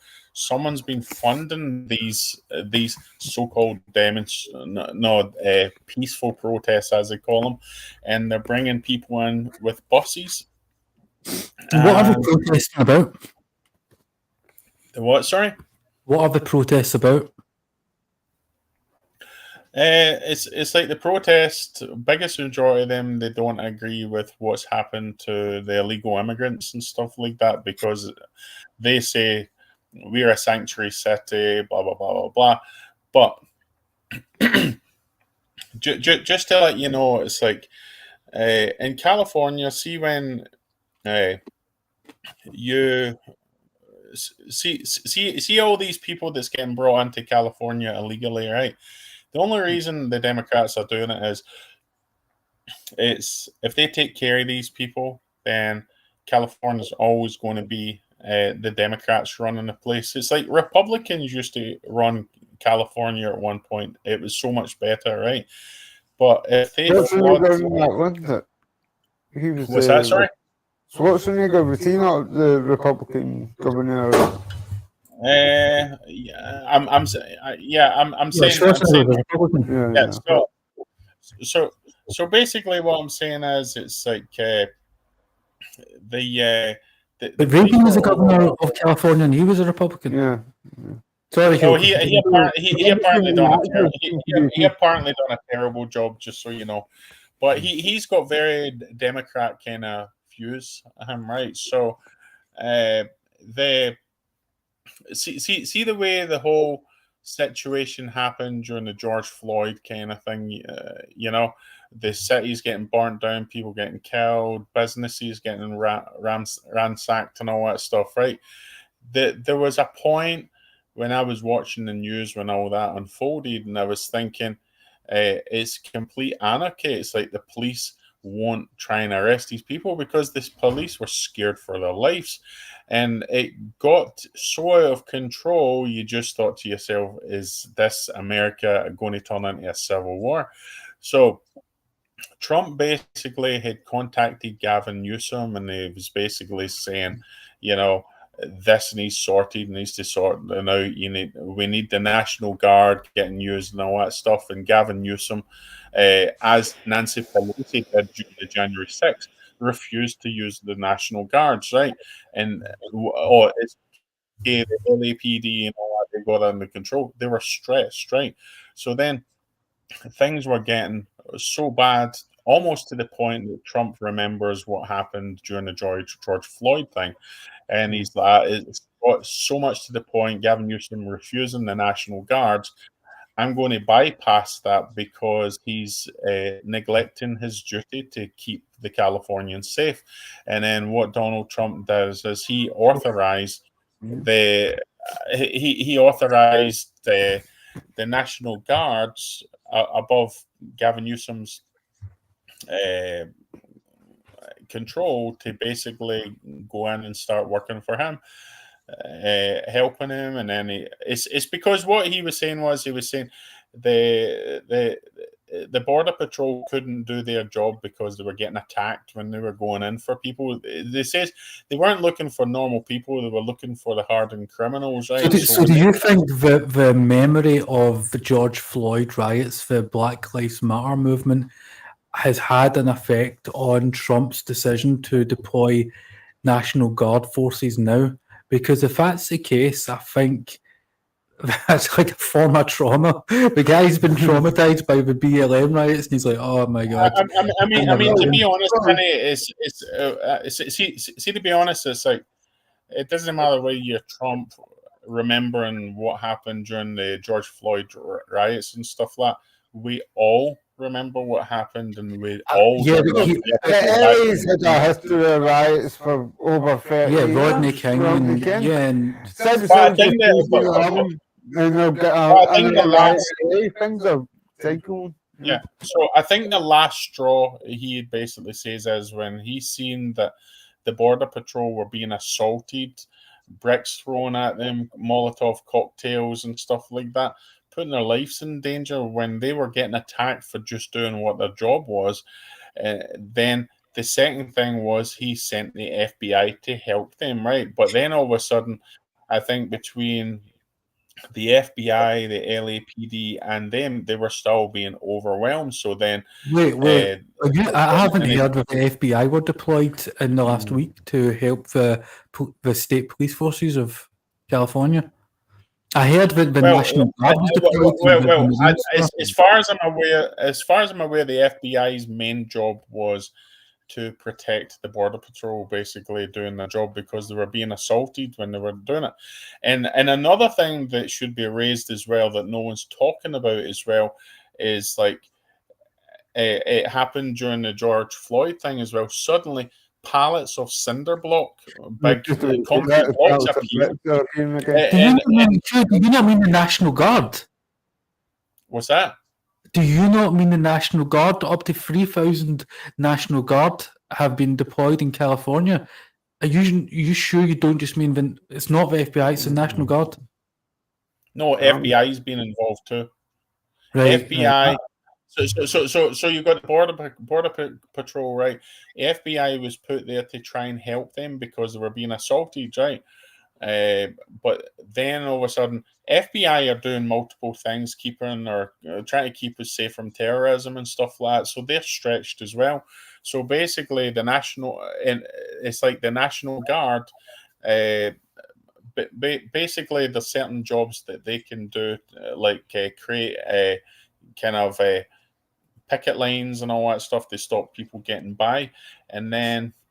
Now, apparently, there's 700 Marines getting put in as well because things is escalating. And So why is the media more perturbed by Trump deploying the National Guard as opposed to the FBI? Because both are federal agencies, law enforcement agencies. the who? Sorry. Why is the media more perturbed by Trump deploying the National Guard as opposed to the FBI, as both are federal law enforcement agencies? I don't think the National Guard is federal, as far as I'm aware. I think it's just a state. Federal. Each state has their own. It's like the territorial army of the UK. I think each state is basically responsible for their own, but I think Trump's got executive powers that if the mayor. The top No, we're talking about the National Guard. Oh. So why is it called the National Guard, not the State Guard? Because they're there to protect the state. It's like every state has their own National Guards. Right, They're run so by the state. are the National Guard officers, whatever their title is, from other states being deployed to California? As far as I'm aware, no, because usually that wouldn't be the case. However, I think when Texas was having the problems with the border, when they were trying to seal the border, do you remember? I think there was a one-off time where some states did send the National Guards there, but usually it's something you wouldn't hear of, you know. So you were alluding to the pallets of bricks appearing similar Yeah, to. and then this is what you see them doing. Similar They're smashing the bricks on the ground to make small rocks, and then they're hurling them towards the thing. I mean, I seen a video the other day, and it shows you them throwing the rocks down from an overpass bridge over the freeway, the motorway in the UK, and it basically hit a police guy in riot gear on the helmet, and it knocked his helmet right off of his head. I'm not too sure if he was injured or anything like that, but he had a bald head, and they kind of rushed him underneath the bridge because they were hurling loads of rocks. You know, Did you but see the Australian reporter getting accidentally shot with a rubber bullet Yeah. as well? yeah, I've seen that as well. Yeah. But in And, saying that, you know, it's like and them some- burning some- the driverless cars, and then you've got like the helicopter footage overhead, and it's just like a highway on fire, and the newscaster saying it's very peaceful. And it's like, hey, what's it? You know, it's like, I mean, it's, Gareth, you were very opposed to the BLM riots in Yeah. 2020. yes. What's your views on these This, protest I riots? think, is again, I think it's a bit of a false flag again. This is over like 100 immigrants. What do you mean by a false flag? And that is orchestrated to cause division and to distract. Orchestrated by whom or who? I'm not sure, to be honest. by I Soros. know that the last time with BLM, the Brits were allegedly funded by Soros and whatnot. But this, I think, is more. Is it Planet? They mentioned earlier. Is it Planeteer?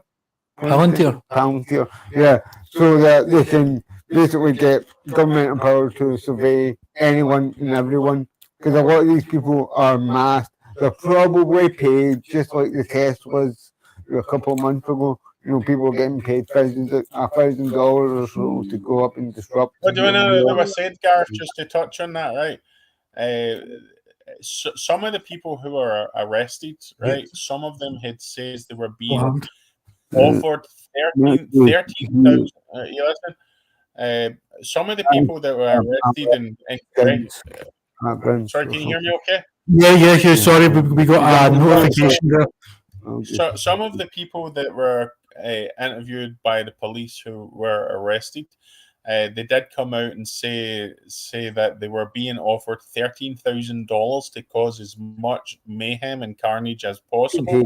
The more they did, the more money they made. So apparently, it said, I don't know the truth in it, but Mark Cuban and Soros, the two of them have been perpetrators and funders. Do you know Mark Cuban has fallen so low? I used to watch him on a Shark Tank, and I used to enjoy his character. You know, I used to like Shark Tank, and now he's become such a name you hear in the media for getting involved in these political arguments and causes. He usually sides with the Democrats, and look, I'm not a Democrat or Republican, so I don't care what side you side with.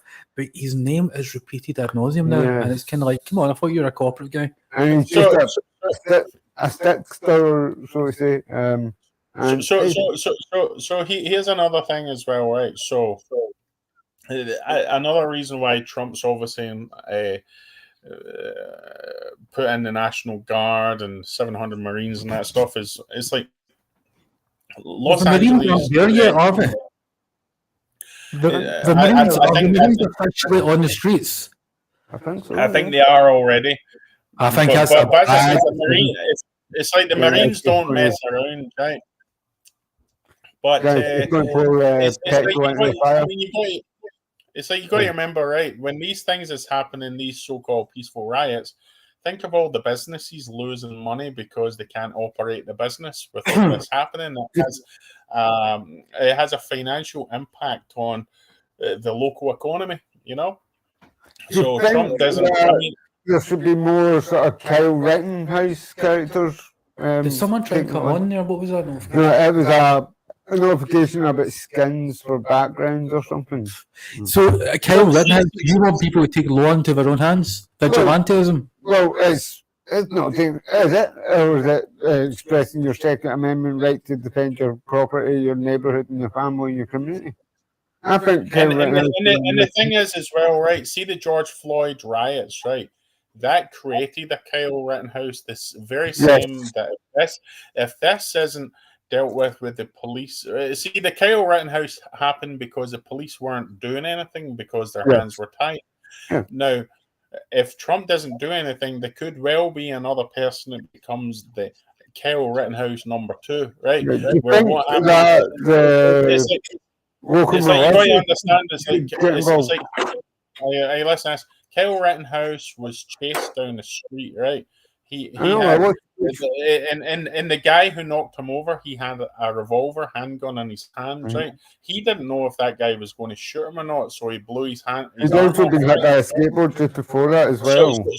So when you think your life's in danger, and the guys were running at him with skateboards, trying to hit him and all that stuff, right? And when someone's got a gun, if you think your life is going to end there, you'll do anything it takes to defend yourself. It just happened to be that he had that weapon, which he shouldn't have had anyway, because I think his age or something. Of course he should. Yeah, but the thing is, when the police, but he had family in that line. I mean, that was. I think sending in the Marines is provocative, though. You got to admit here.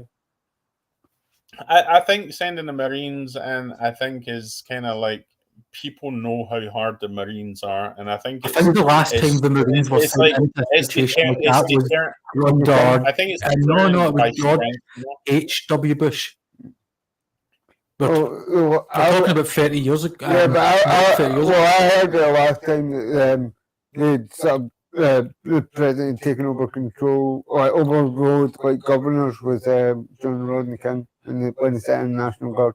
Yeah, but I'm talking about sending in the Marines. Oh, the Marines, right? Okay. So, I mean, if the Marines are not a force you send in to police civilians. No. You send them in to take out terrorists like Obama, like steal some tits. So what happens when you send in Marines? The civilian population become the enemy, and the Marines are trained to eliminate all threats. Yeah. So therefore, the civilian population become a target, and in a way that the police wouldn't have them consider. Well, that's another. Yeah. So, police very often do target the population, but what's that here? Do any know what I think the Marines may actually be used for? Because it's like when our military, it's like the National Guards are more based here, right? But you said you were going to say our military. Do you identify with the American government? Like with the American state? The who, sorry? Do you identify as an American? Yes. Well, you've got your citizenship, haven't you? Yeah. So see, the thing is with the Marines, right? The Marines are used to being in countries like Iraq and stuff like that, where they've set up checkpoints and stuff like that. They've been trained how to search people properly for weapons and stuff like that, especially near the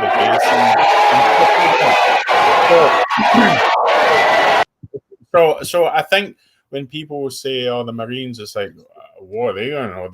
They just go to wars." No, there are certain things that could help the police, like checkpoints and stuff like that over here, and we don't know the details of what they'll be doing, but I would imagine it's probably going to be something like that, pat downs. I was watching. What did you say the Americans, the Marines would be doing? Pat downs. The what, sorry? Pat downs. I ain't got no. My point is, if this was Biden deploying Marines against Trump, protesters who were MAGA or Trump supporters, how would you feel about that? I would be okay with it because if people are burning the streets No, I'm serious. I don't care what party someone supports. When you start burning shit down and attacking innocent people, I kind of watched the whole George Floyd thing when that happened, and you're in California, so I understand why you might be a bit.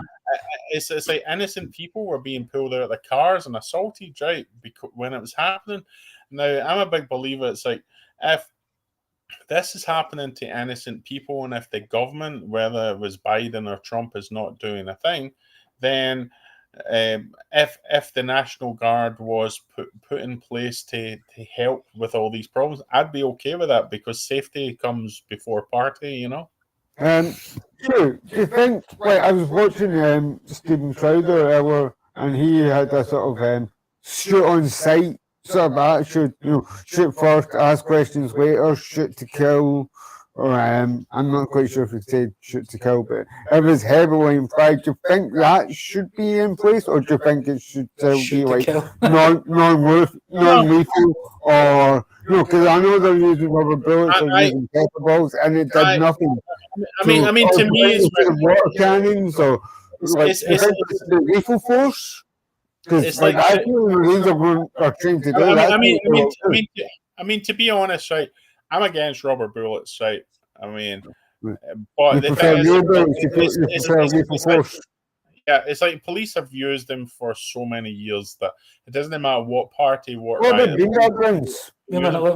It's like my whole thing with rubber bullets is, I mean, you could have a stray rubber bullet could knock someone's eye out who's innocent, right? A bullet could kill someone, though. So, it can still kill someone just the same as a taser can kill someone, right? But it's lethal force, not non-lethal So, Hugh, do you want more lethal force employed or less? That's what I asked. Less lethal force, but more heavy handling with the people, the perpetrators. I mean, basically, when I see, it's like basically, I'm in big favor of this thing, fuck around and find out kind of thing. You know, it's like if you're causing destruction to properties, burning the city down, I want the cops to pull you and push you down in that hot California surface harder than you've ever hit the ground and drag your ass off with your pants hanging down your ankles, you know, embarrassing you in front of the world, you know, and showing taking your mask off and letting the world see who you are. I'm all for heavy handling, but when it comes to rubber bullets and stuff like that, maybe not. What were your views on January the 6th and the riot there and the response by the Capitol Police, especially when you have people such as Ashley Babbitt, you know, persons such as her were gunned down and killed that day. But the thing is, see the January 6th, right? The January 6th, Trump had recommended the National Guards. Nancy Pelosi turned them down, right?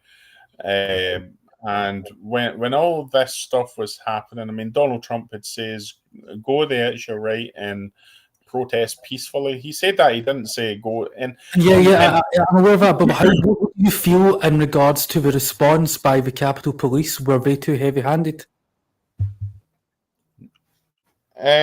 No, it's No. like the Capitol Police.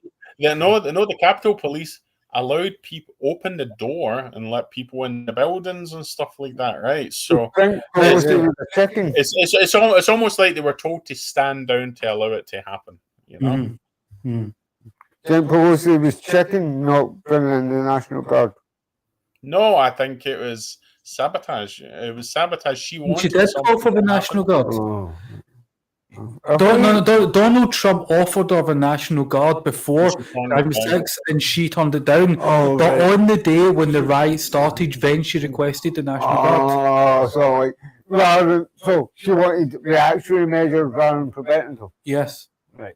And that's why there's a lot of people who are, claiming that it could have been something like a conspiracy, that she was waiting for something to erupt so she could blame Trump. And therefore, well, the thing is, Nancy Pelosi. I mean, remember Nancy Pelosi? Her daughter had recorded her in the car, where she was pretty much admitting that she effed up. You know that she caused all that.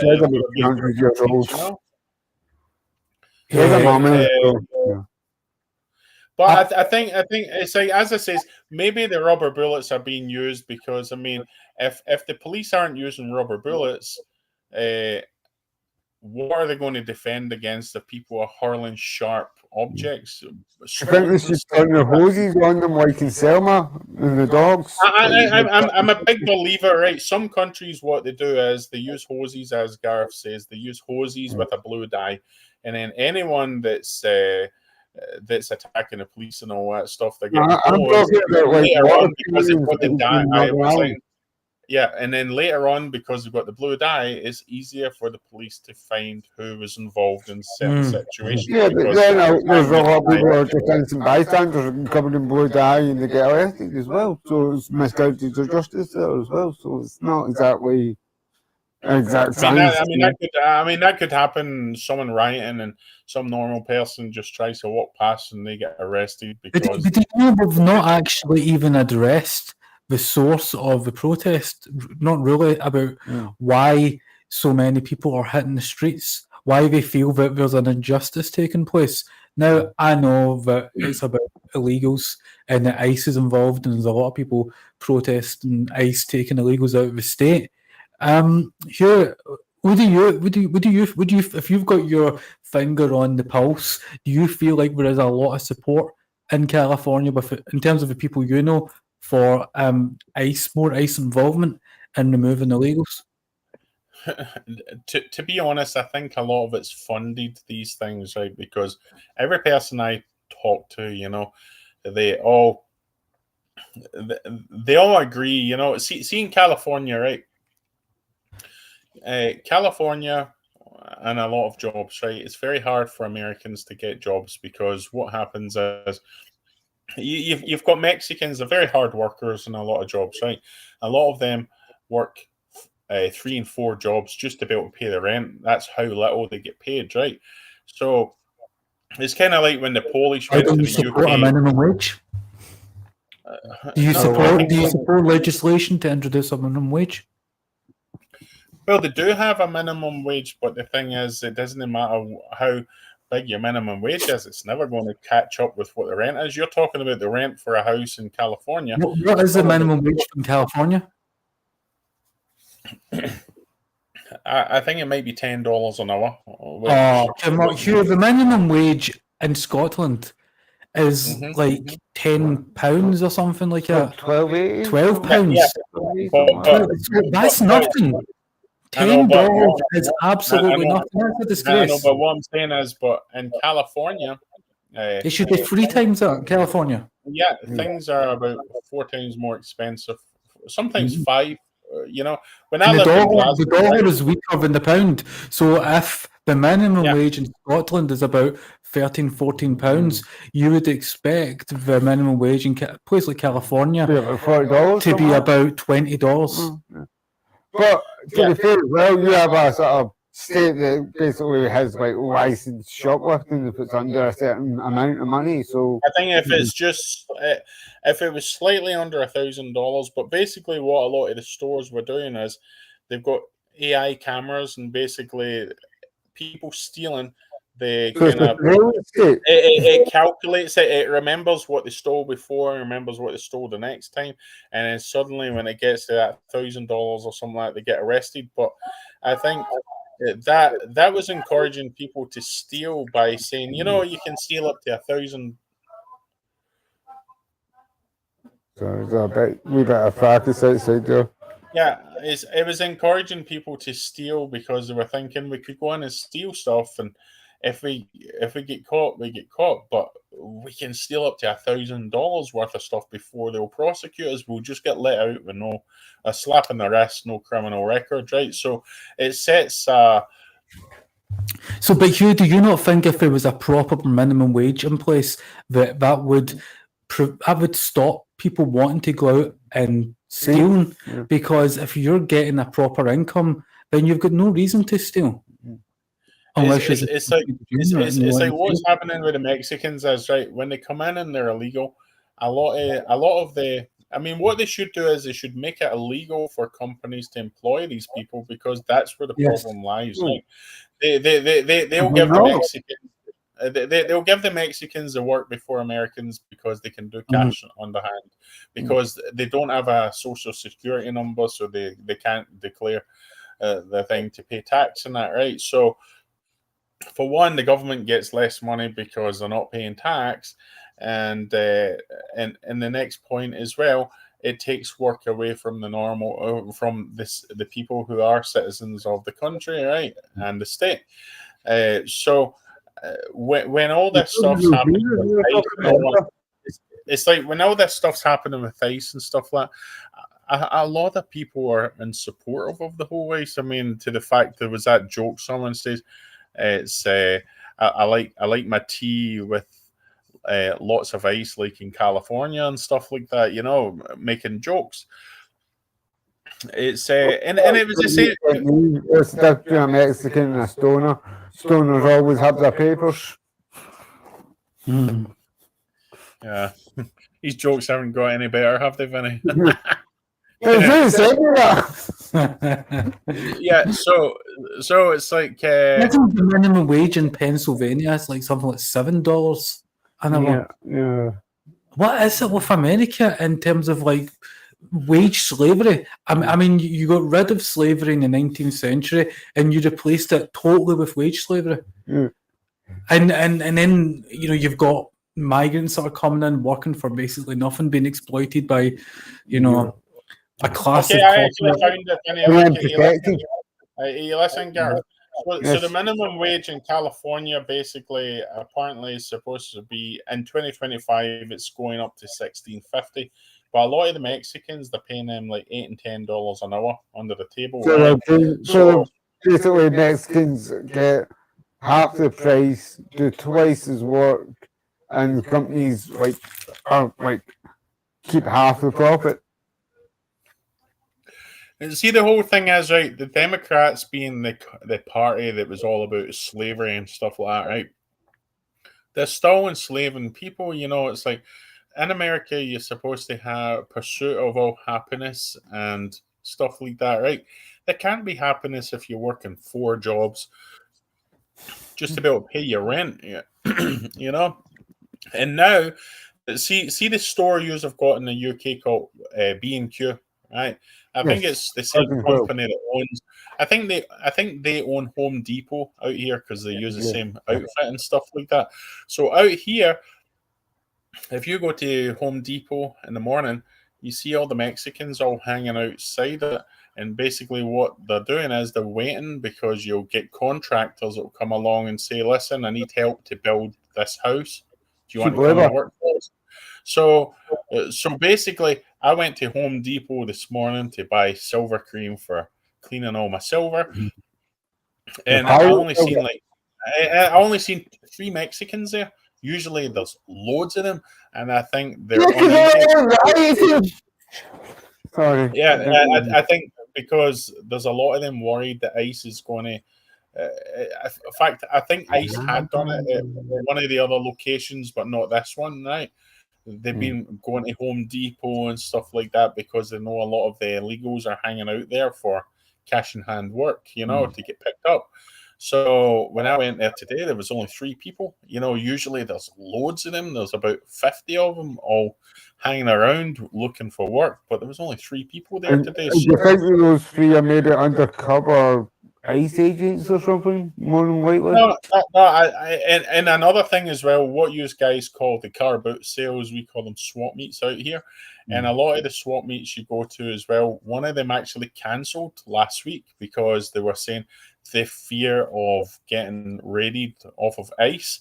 And then one of the swap meets at the weekend that I went to the Cyprus one, full of illegal Mexicans and stuff like that, right? So it's like, and biggest majority of them run stalls. It's not like in the UK where people are selling it from their home.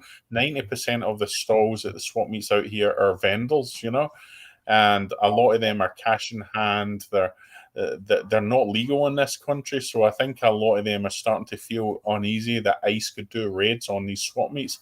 And as I says last week, it's like one of them got raided and they took a lot of people away, you know. You know, I don't understand why there are people who get so, you know, animated by the issue of illegal immigration, yet they still vote for the Democrats or the Republicans. I mean, when you take Ronald Reagan alone, did he not give amnesty to illegals in his first term as president? I mean, given something like how many was it? It was millions of illegal citizenship, and he's a Republican. Right. And then if you look at the amount of illegals that came under George W. Bush, Yeah. I mean, it doesn't, to me, it doesn't matter whether you're a Democrat, whether you're a Republican, they are both benefiting and exploiting the illegals. Well, a lot of these senators are actively saying that they hire illegals and it's the same here. It's the same in Europe. Oh, yeah. The legal immigration we're swamped with, so I don't understand why you can continue to vote for a political class that is letting you down and betraying you each time. Each electoral cycle, they give you promises and they disappoint. Why are you? I just want to say this, touching on that, Venice, right? Are you a Republican here? Yeah, but listen, see when you go to Los Angeles, right? There's nice parts of Los Angeles, but some of it you wouldn't fucking walk through during the daytime, let alone nighttime. It looks so fucking rough, right?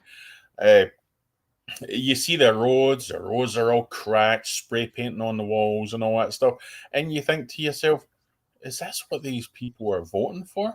I mean, see in the UK, right? The way I used to think when I lived in the UK, right? You get these people that would say, "Oh, I'm Labour," or "I'm Conservative," and all that sort of, or "I'm a Liberal" in the UK, and they would only vote for one party. They would say, "Because my mum and dad voted for that party, I'll vote for them." And I was always the person that says to people, "I don't give a flying feck if you supported Conservatives all your life or Labour. If they fail with their promises, vote someone else, give someone a chance, because they're taking your vote for granted, right?" They do the same thing. Do you not feel it's the same with the Republicans, though? They're taking your vote for granted. I don't think so, but a lot of Republicans, it's like a lot of Republicans do want a lot more done than what's getting done, and I understand. A lot of things can only be done by the power of the party and not individuals, right? And when things go for votes at the Senate and stuff like that, right? You always have some Republicans that will turn their back and they'll vote with the Democrats on certain things, or they'll just not vote at all. And then certain things don't get pushed through. That's very frustrating. So do you believe the process, the administrative process of electoral politics and governance in America then? Or if that's the case, then why vote Republican? Because therefore, no matter what party you vote for, the administrative and governance process is going to prevent the actual system from real reform and real change in the policies that you're wanting from being put through. That's why at the moment, most of the stuff Donald Trump says he's going to do, he's got done. But no, he's not. That's complete nonsense. The only thing I can point to that Trump's really accomplished is cutting the massive amount of illegals that were crossing the border. The thing I'm disappointed with Trump, the only thing I can say I'm disappointed in Trump is I think Edward Snowden should be pardoned, and I think Julian Assange should be pardoned too. This is what his base wants. He also did say he would end the Russia-Ukraine war. He hasn't. He said he would end the Gaza Hamas-Israeli conflict. He hasn't. He said that he would declassify the Epstein files. He hasn't. He also hasn't got his signature bill yet passed in Congress, which I'll be honest, I'm skeptical it's going to even happen. He didn't. His project of Doge failed. He didn't cut the $2 trillion at all. He didn't. He only cut. He just cut discretional spending. So apart from the stuff at the border, what can you point to that he got done? See the whole thing with Doge, right? It's like no. What can you point to that he got done? biggest majority of stuff he says, apart from all the Doge stuff, the main thing is people wanted the Pentagon audited. No. Okay, what can you point to that he got done? We wanted the gold thing audited as well. What can you point to that he got done? The main thing is he's sealed the border. He stopped the Apart from the fentanyl border, coming in. I would give him credit for that. Apart from the border, what has he got done that he promised us? Stopped fentanyl coming into the country. No, he hasn't stopped fentanyl coming in. No, he hasn't stopped that coming in. No. It's down to a very minimum, because now they're going after them in Mexico, because the thing is, China is supplying the fentanyl to the cartel. How much fentanyl came into the United States in 2025? I seen it on the news not long ago, but Okay, how much fentanyl came into the United States in the first few months of 2025 compared to the first few months of 2024? How much? So, are you saying how much came in or how much was seized? I think How that's much has came into the country, or has been seized? Both that we're aware of. How much has been seized by Border Patrol, whoever it is responsible for? I'm not too sure, but if it's getting seized. That's why I'm asking. I don't know. But I don't know, but it's supposed to be all the way down, because obviously you can't. Who said it's all the way down? Who said that? No, I'm just saying. I was listening to Kash Patel, who's the director of the FBI, and he was maintaining that it's still the biggest problem that the FBI is dealing with, fentanyl trafficking into the United States. By the sound of Kash Patel, it didn't sound like they had their grip on it at all. No, I think he has. I think because they're seizing it. That's the thing. They know how much is coming in, because it's getting seized as it's coming in. Whereas before, it's so what about the amount that's not been seized? What about? I mean, we'll never tell. I mean, we can base things based on how much has been seized. But you could also base it on the amount of Americans. You could also base it on the amount of Americans that have died by fentanyl overdose. So has the amount of Americans died of fentanyl overdose decreased in 2025 or increased so far? I think, I'm not too sure, but I mean, it's not going to be something that's going to happen within a few months of Trump being into and analyze. You just said it, did you? You just literally said that he got the fentanyl situation right down in the first few months. You just said that. That's what it is. Fentanyl thing coming into the country, yes. But if the amount of fentanyl deaths is increasing, not decreasing, then it's not. Numbers don't add up. What's that? If the amount of fentanyl deaths is increasing, not decreasing, then it's not. It's like, you got to remember, it's like a lot of people that die with.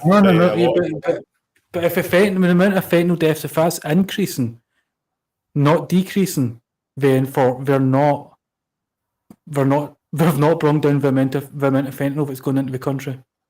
It's like people die with drugs because of the withdrawals and stuff like that. It's not just taking the drug, it's the withdrawals that kills people too. Trying to get off it. And I've actually seen someone on fentanyl, and they were literally on the ground, and they were like a shivering wreck. It's like, I've never seen a drug doing this to someone. Well, I have. But in the UK, I'd never seen the effects of fentanyl, because fentanyl's not a big issue here. What's that? Yeah, fentanyl's not a big issue. But my point is, so what can you point to? Because Donald Trump, right, the amount of fentanyl deaths isn't going down, so we're not tackling the fentanyl issue. Unless the deaths go down, we're not tackling it. So apart from the issue at the border that has improved, thanks to the Trump administration, but apart from this is what it's saying. It says overall the trend, and this is Google, so I can't trust Google 100%, but I'll see what it says. Right. Overall, the trend regarding fentanyl in the United States in 2025 is complex, with some indicators suggesting a decrease in certain areas, An particularly increase among in young certain areas, people. and what? An increase in what? Fentanyl deaths. No. Listen, I'm just reading it. I've never read this yet. Hey, It what says did you type? suggesting What did you type in? Good. type 10 is fentanyl down in 2025. So it's What does that probably going mean? to tell us. Fentanyl down. What does that even mean? Well, I'm going to find out what it says. So, with the indicators suggesting a decrease in certain areas, particularly among younger people, while the overall threat remains serious. Here are some summaries available for the information. It says the CDC reported a significant decrease in drug overdose deaths, including those related to fentanyl in 2024. So the CDC, but in saying that, I don't trust. But in saying that, I don't trust anything the CDC says anyway. But the CDC is saying it's down, right? But as I said, under Biden, it's down, not under Trump. and it says fentanyl deaths are specifically among young Americans are showing a significant drop. It says uneven progress despite the overall. Under Biden, not under Trump. No, let's ask. It was under Biden. What's that? Sorry. It was under Biden in 2024. The Trump inauguration was in January 2025. So this was under Biden. Okay, listen, the positive momentum continued into October 2024, right? Yeah, so that's under Biden. Yeah, so it has went down even under Biden towards the end. I'm going to say that. So what has Donald Trump done? What has his administration accomplished apart from bringing down illegal immigration at the border? I mean, look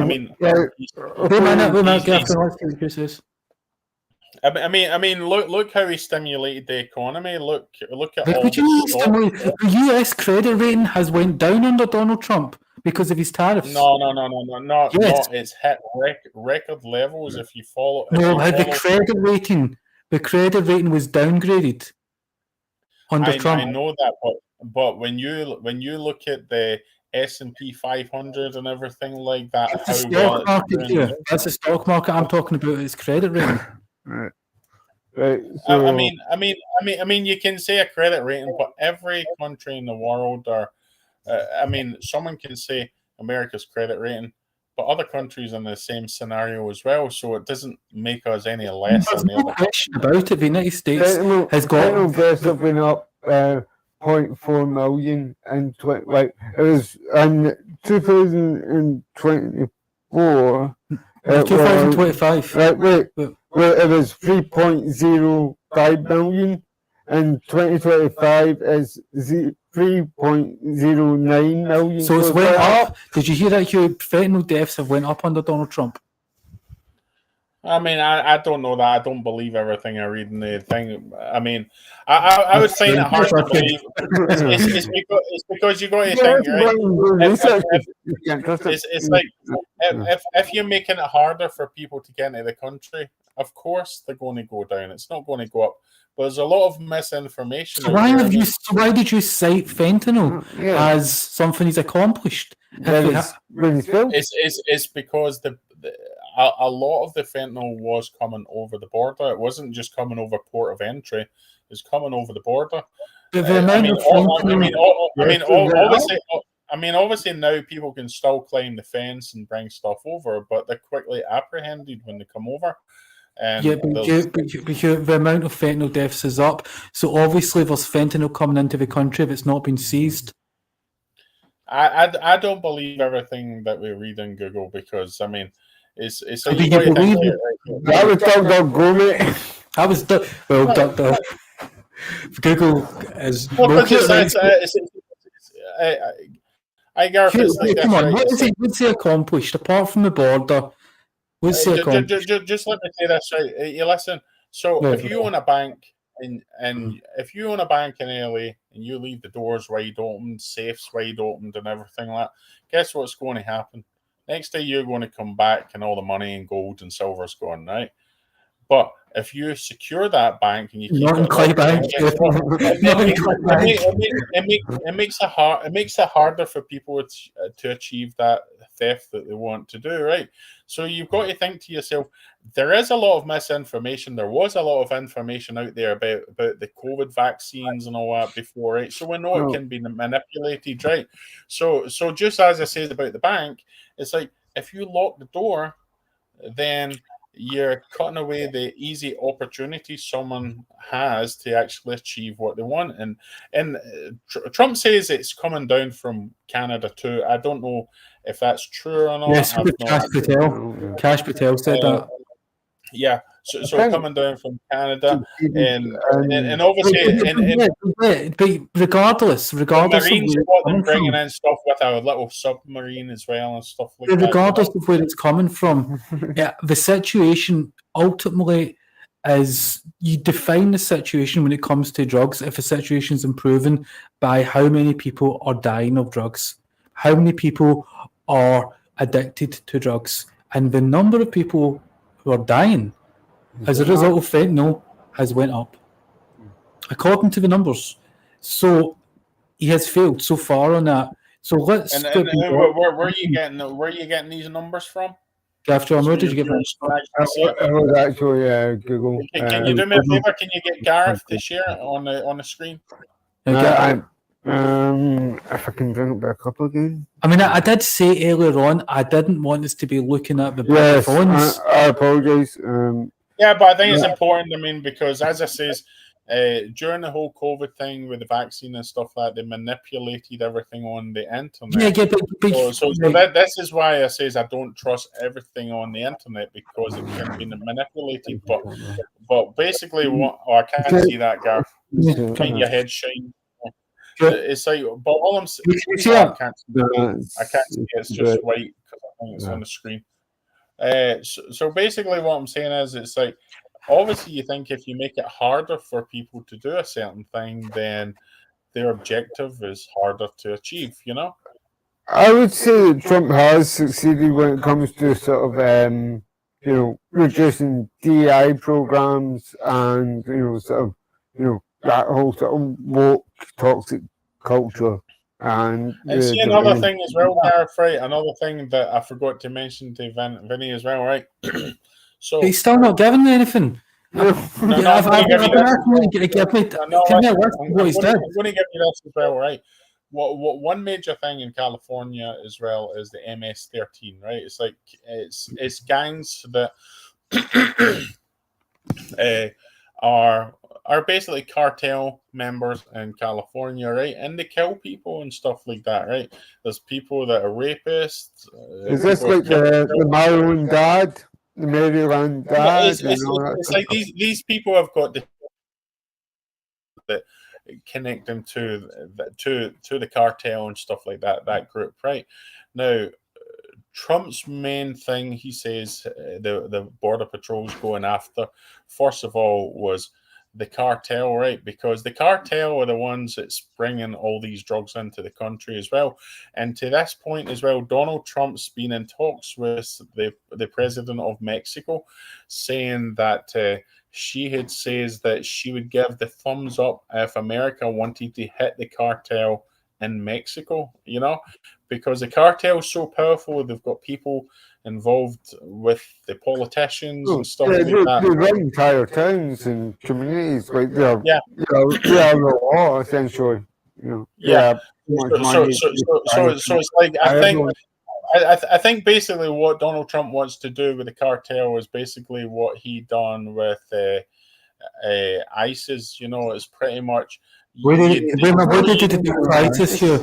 It's like you destroy them to the point that everyone that's someone gets killed, another person. What country was responsible? What country was responsible for most attacks against ISIS? It wasn't the United States or Great Britain, by the way. Well, no, it's most of it was coordinated by the USA. The Brits were helping the USA, right? It was under the one commander. Most of the attacks, Britain was doing attacks, but they were working together, right? So it's like America. Remember, America were dropping the mother of all bombs on them on the mountains and stuff like that, completely wiping them out in their tunnel networks and stuff like that, right? Hello.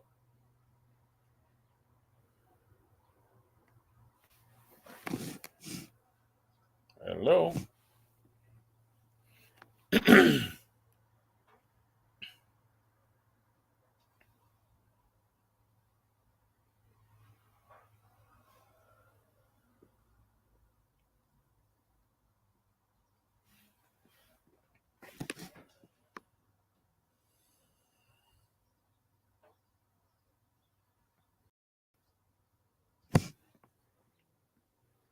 Hello.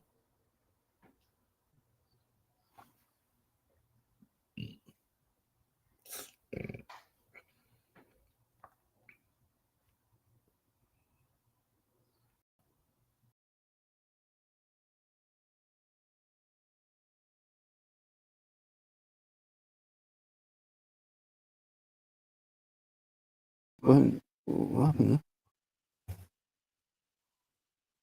If it comes back on.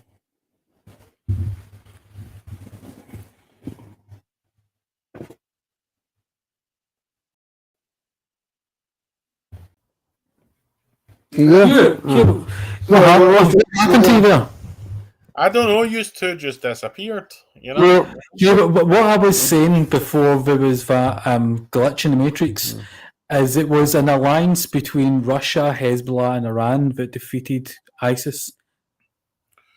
It's, Where did you get the information that it was a United States? I don't think it was, because America were dropping the mother of all bombs on the mountains and taking out their tunnel networks and stuff like that, their ammunition dumps.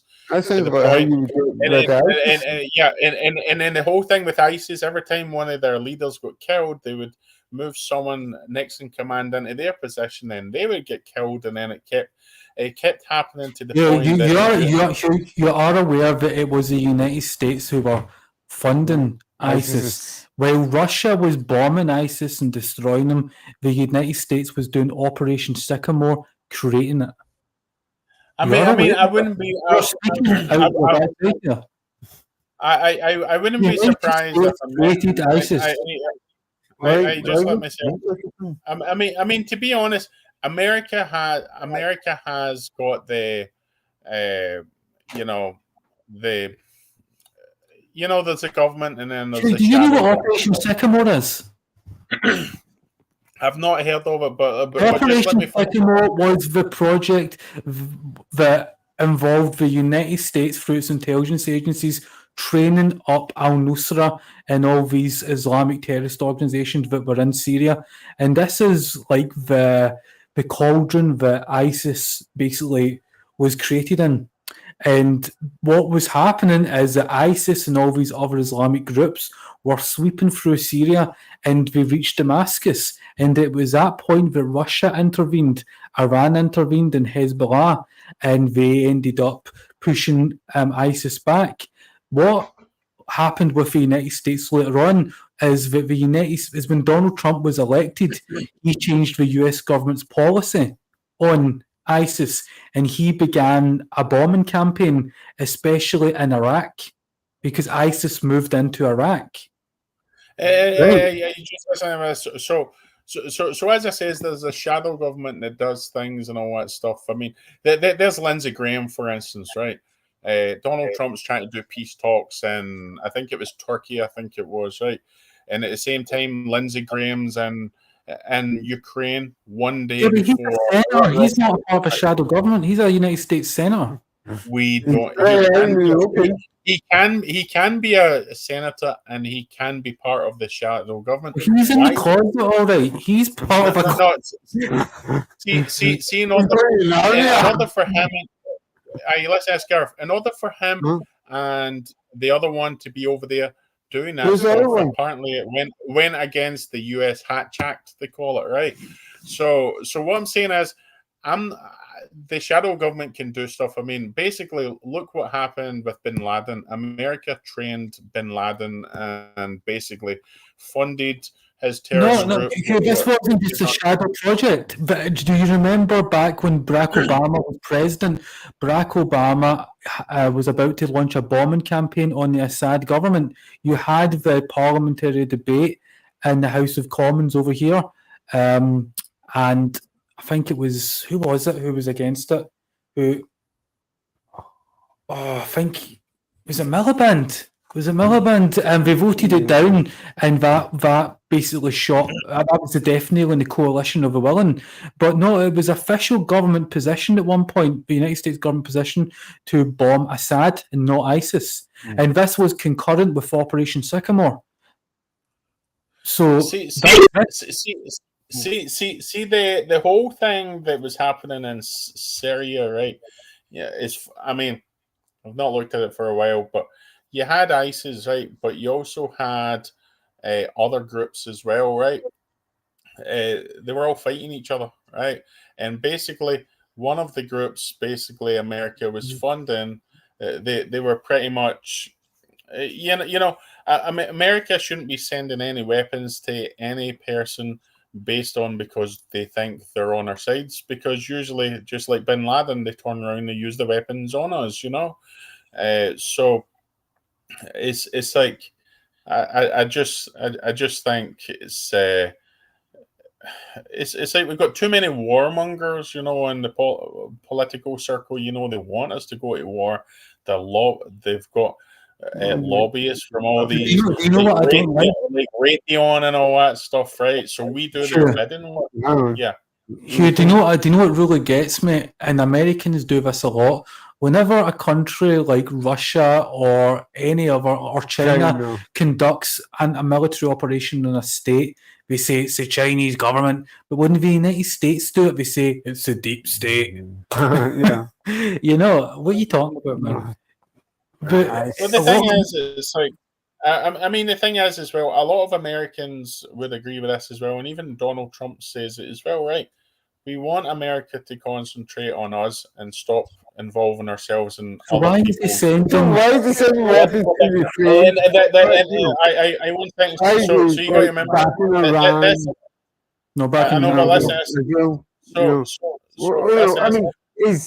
So the USAID, right? Apparently, a lot of that money was getting used for doing a lot of shady stuff in a lot of countries if they were trying to overthrow a government and stuff like that. American style, just like it's like style. we've seen the movie. It's like we've seen the movie Team America. I think sometimes people want a reality. But in saying that, Americans just want or attack. I mean, see, ever since we started going to war with Iraq and stuff like that, right? And now all of a sudden America's got bases all around the world, and so does the UK. It's like the bases all around the world. The amount of debt we've got ourselves into because we're fighting multiple wars, our soldiers at every corner of the world. I mean, Americans want that money spent here. They want us to stop involving ourselves in other countries' problems, because if other countries... Why do you continually vote for political parties that involve you in wars in other countries then? We only have... I mean, Donald Trump's the first person who's actually came out and he wants to create peace. He doesn't want wars. All the other presidents were...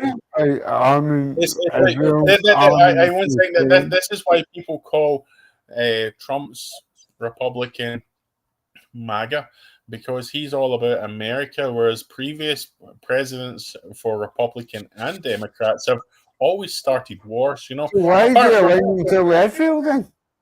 What's that? If he's all about America and America first, why is he so entangled with Israel? Mm-hmm. I think the whole Israel thing, I think any funding for any funding for any country that's for wars, we should end it. I mean, Israel's always got money off the USA, and I think it's wrong. It's like when we think what that money could do out here, and I mean, Israel can afford to defend themselves because Israel's got some of the. It's like when you look at all the technology that's being created with innovation in Israel, it's like it's the new Silicon Valley, right? So they've got some of the most amazing technologies out there, right? So they quite easily could fund any war themselves. Why do we need to give any money to the swap president to fund it? You know? Yeah. I just think. Personally, I think we should. I mean, I think we should get rid of NATO for starters. I think I think NATO is an they- organisation in the House of Cards. See. To me, I mean, there's Donald Trump's trying to create peace, right, between Russia and Ukraine, but at the same time, it seems like NATO is trying their best to try to escalate it, right? And No, I agree with that. Yeah, totally. And there's all these countries in NATO that are like nothing Wait a countries. minute. Here's a question, Hugh. Do you think Trump was aware or authorized the attack on the Russian air bases? Operations. I personally don't think he would, because I mean to me, he so wants this Nobel Peace Prize kind of thing. You know, he's trying his best because he says he would do it in one day, but with NATO content and trying their best, yeah, listen, but when you've got a place like NATO trying their best to try to escalate it, makes it harder than he realized. Trump could end that war in a couple of weeks, Hugh, in my opinion, or in a month. I think if Trump cut off all aid in terms of intel aid and military aid, that war would be over by the end of summer. Why? I don't think so, because basically, I mean, see the whole attacks on that airport and the airports in Russia, right, with the big bear planes, were right.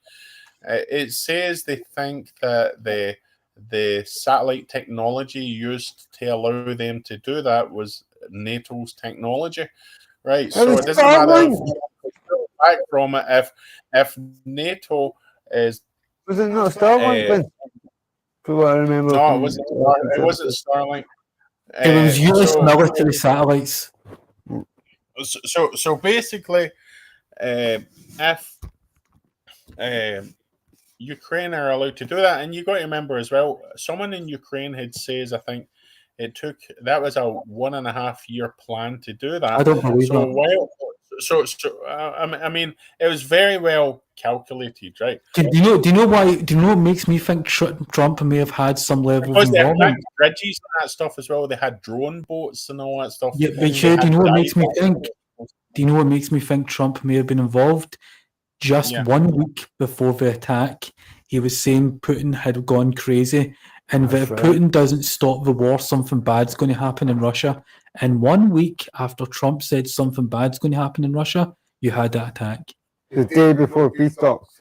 Now, if Trump was anyway involved in that, his judgment is too poor to be president, in my opinion. To launch an attack on the nuclear triad of the largest nuclear superpower in the planet is such bad judgment. Such bad judgment. If Trump is anyway involved in that, that guy should not be president. I mean, anyone who's involved in an attack like that, I don't think he's president, man. If he was involved in that, I think anyone who would be for that attack, because at the end of the day, it's like, it's like as Starmer had turned around and says, which no one likes this guy anyway, right? It's like it's like the way to deter is through strength, right? Now, when Russia was attacked and those planes were taken out, that's part of their strength. So now Russia's thinking, well, some of our nuclear delivery systems have been taken out. So is that going to weaken us so that if someone attacked us, how are we going to respond, you know? And to be honest, they don't even need the airplanes. They've got enough nuclear weapons to wipe the entire planet out, right? and then all of a sudden, you've got Starmer saying we should be ready, and it's almost like he wants the UK to go to war with Russia, which that's okay for him. If I mean, see during the times of John Major and stuff like that, right? John Major went in the front line to visit troops and all that stuff, right? He wasn't fighting in it, right? But he still visited the front line, right? Major. Starmer wouldn't do that. He's a coward, you know. He's a coward, you know. He's okay. Other people's sons and daughters getting sent to. John Major, he had a dodgy curry as well, did he not? What was that? Sorry. He had quite a dodgy curry as well. Curry? Who's that? He had an affair with Edwina Curry, who's another Conservative member of Parliament. I just think that it was very, very suspicious that Trump said 1 week before the attack something bad's going to happen in Russia. Yeah, he did. Why did they say that? Just before peace talks, and then I mean, to be honest, I mean, maybe Trump's intel basically told him he thought NATO or someone was going to do something, but that doesn't necessarily mean that he knows the details of an attack, right? But If you want military it just felt so weird that there was a Democrat and a Republican in Ukraine together one day before when that happened, and then Lindsey Graham had said something I can't remember that kind of hinted that something could happen.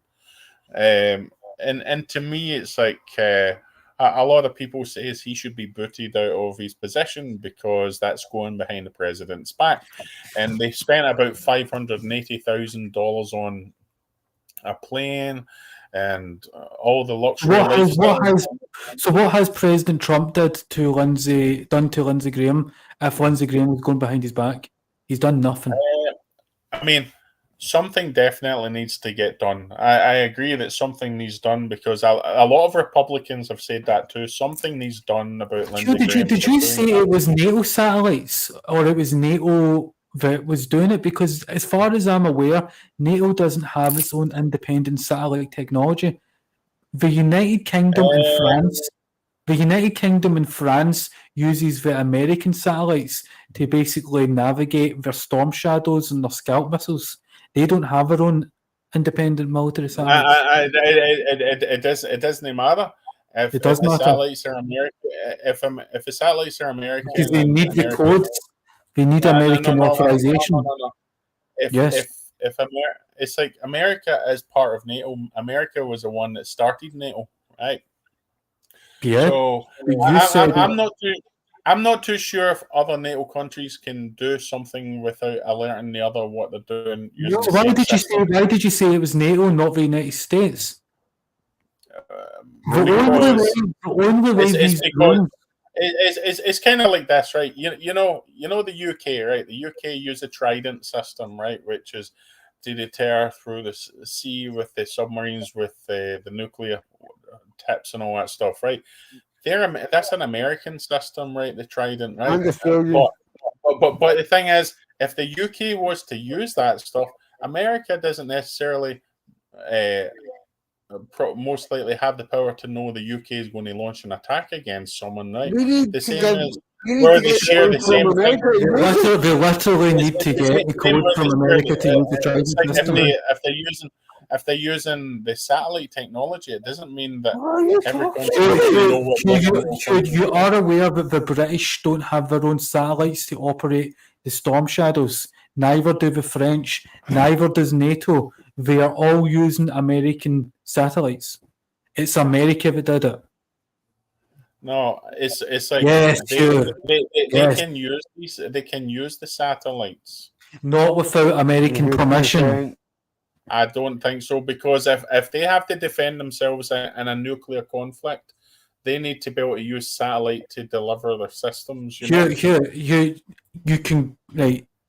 can check this up if you want. The missiles that Britain. Do you know what a Storm Shadow missile is? Yes, I've seen it. Right. Do you know who used the Storm Shadows against Russia? I heard Russia was threatening if they got used. Yeah. No. Do you know who used them on a regular basis against Russia? Could have been used against Russia for over a year now. I'm going to What's guess that? The Storm Shadow missiles, right, and the Scalp missiles and the ATACMS missiles use the same satellites. Now, you know that the Storm Shadows are British, right? The Scalps are French and the ATACMS are American, and they all use the same satellites. Now, here's an interesting thing here, right?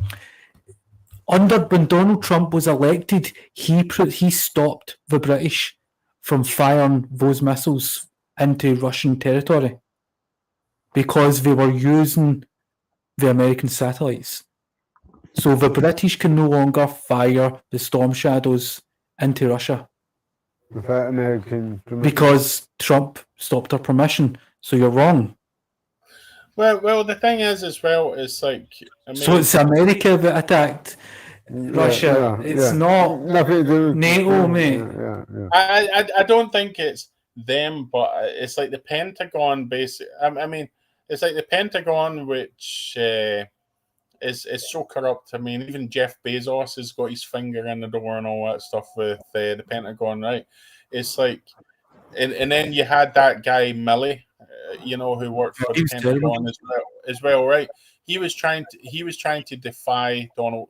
He was trying to defy Donald Trump, and basically he was in communication with a Chinese counterpart and stuff like that. It was in a similar position and all that stuff, which he tried to downplay, but they were still doing it behind the president's back, right? So I do believe there's a lot of people in the background in the Pentagon that would help one of the other countries they want to help, maybe without the president actually knowing, or certain political figures. Anonymity. You could be given a level of anonymity, so you could be told there's an attack about to take place, but you won't tell them the details.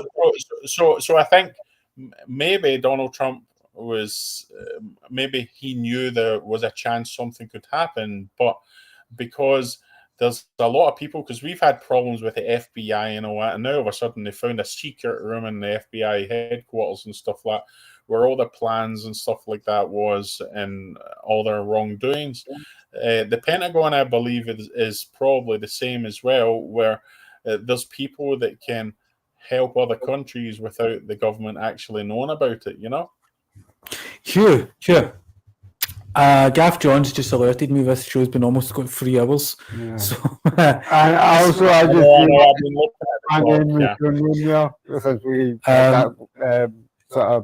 we really have like covered the gamut in this one, but yeah, man, it's been an interesting conversation.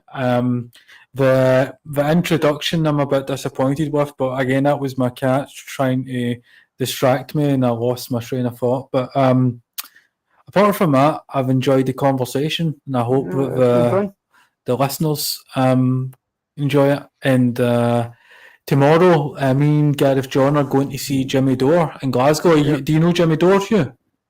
No, I've not heard of him. Jimmy Dore is an American. He's an American political comedian. He's really big, man. Like, yeah. We've also got send a link, I'll check him out. If you send a link, I'll check him out. Yeah, he's got his own show on like Rumble and YouTube. He's really popular, real good, real funny. I think you'd enjoy his stuff. In fact, you look a wee bit like him. No, he doesn't look like Jimmy Dore. If you sort of, going down a wee bit. Let's turn the screen so I can see you. So that see. Like the glasses and the. See that's one thing. Obviously, it takes you time to get used to when you move to America. It's like you're used to people like Jimmy Carr and all that stuff. All these comedians, and Michael McIntyre and stuff like that. And then when you come to America, it's like the stand-up comedians' humor is not quite the same. So it's like when I laugh at things, when I watch, it's like when I watched the movie Bruno. Gareth John, let's finish. Hey Gareth, so when I watched the movie Bruno out here the first time, which has got the guy that plays Ali G, I was Classic pissing myself Bank. laughing when it first came out, but people were looking at me as if they just didn't get it. They didn't understand that kind of humor, you know. So I think the humor out here for comedians and movies and all that is different. I mean, we get away with so much more in the UK. I mean, Americans when they go on talk shows, they're shocked of how much swearing, or they can talk about tampons and all that stuff on the shows, and they're like, in America we can't talk about all that stuff, you know. So they're kind of shocked, you know. But as I say, apart from Dennis Leary, No Cure for Cancer, he's the biggest comedian. Was a Bill Hicks, but What's that? we're forgiven. Yeah, kind of decent. I mean, Right, I'm going to wrap it. I'm going to wrap it up because I've been sitting down like for almost 3 hours, and my posture's starting to affect my circulation or something like that. So I'm trying. I want the rice. What are you sitting on? Are you sitting on Are you sitting on one of those 80s space hoppers? L-shaped sofa. It's a big L-shaped sofa I'm on, and Gareth John's on the other end. Are you using the same location? Are you using the same location? Yeah. We're filming from the same house. We're in our secret bunker. It's zombie apocalypse bunker, yeah. But you see, we've got multiple. The junkie Ned apocalypse bunker. Yeah. You shouldn't say that, Hugh. That's Are they still hanging around the central station? I'll be honest. I've not been to Glasgow. Anyway, Hugh, stay safe and stay cool. Yeah, I'm just dreading going to Los Angeles because I just got offered a new job. I can't say what it is now, but it's a very don't doubt yourself and stay safe. Basically, the first thing I said when I was offered the job today, I says, "Do I need to drive to LA anytime soon?" And she's like, "No, not really. It's going to be over the phone." So my big thing is I don't want to drive into LA and then get caught in the riots in the street and get my car smashed up, you know. Hugh, how does the audio and the visual sound? Is it improved from previous episodes? I think it has, but sometimes I don't know what it is. It's like sometimes the voice comes across, and I know it's not because you don't have a microphone right to your face, but sometimes it feels like the microphone's very, very close, where it sounds a bit static, you know. Is that when Gareth John is speaking or myself? When you're speaking as well, but Gareth's is been slightly worse, kind of thing. Yeah, Gareth. I've noticed that with Gareth, his is different. It's a different type. It's a Bluetooth. But Gareth John he's been shouting a lot in this episode. So because the microphone's so close to him, every time he's raising his voice, not shouting, but when he's raising his voice, it's causing that. I do have quite a bassy voice. You don't have a bassy voice, Gareth John. Don't you try to make it? Do you think he's got a bassy voice? Yeah. Well, a voice like he's got Tourette's syndrome, you know. Hey. Those tests came back inconclusive 3 times. Okay? I'm not actually joking. Like 3 times inconclusive. I'm like, maybe it does. Yeah, but to be honest, it's like myself, because I used to own Power One Studios in Scotland, right? It's like sometimes it's the layout of the room that can be affecting the acoustics, you know. So it might well be that maybe having the curtains closed or something like that, simple things like that, it might tighten the sound kind of thing. Yeah, what I'm going to do is I'm going to invest in a new microphone. It's going to cost me about £150, but so he has a different one because, as I said, he's got this tendency to raise his voice, and because the microphone's attached to his lapel, it causes that, that staticky noise disruption. And I'm not even aware that I'm raising my voice. I do. You're a bit excited. I'm sorry. Yeah. It's an exciting moment. It's an exciting show.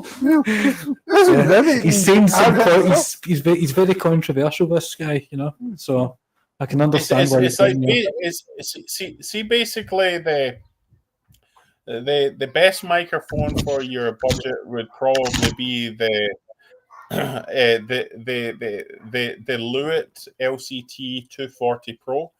It's one of the best microphones for its budget, and at the moment, it's Not in advertising. Anyways, we got to go, man. I got to go, Q, because I really got to move because. Okay, I've got to go. Okay, bye. Right, Right, Have a good one, right? Bye. Bye. Thanks, everyone. Give John play Moscow. Oh,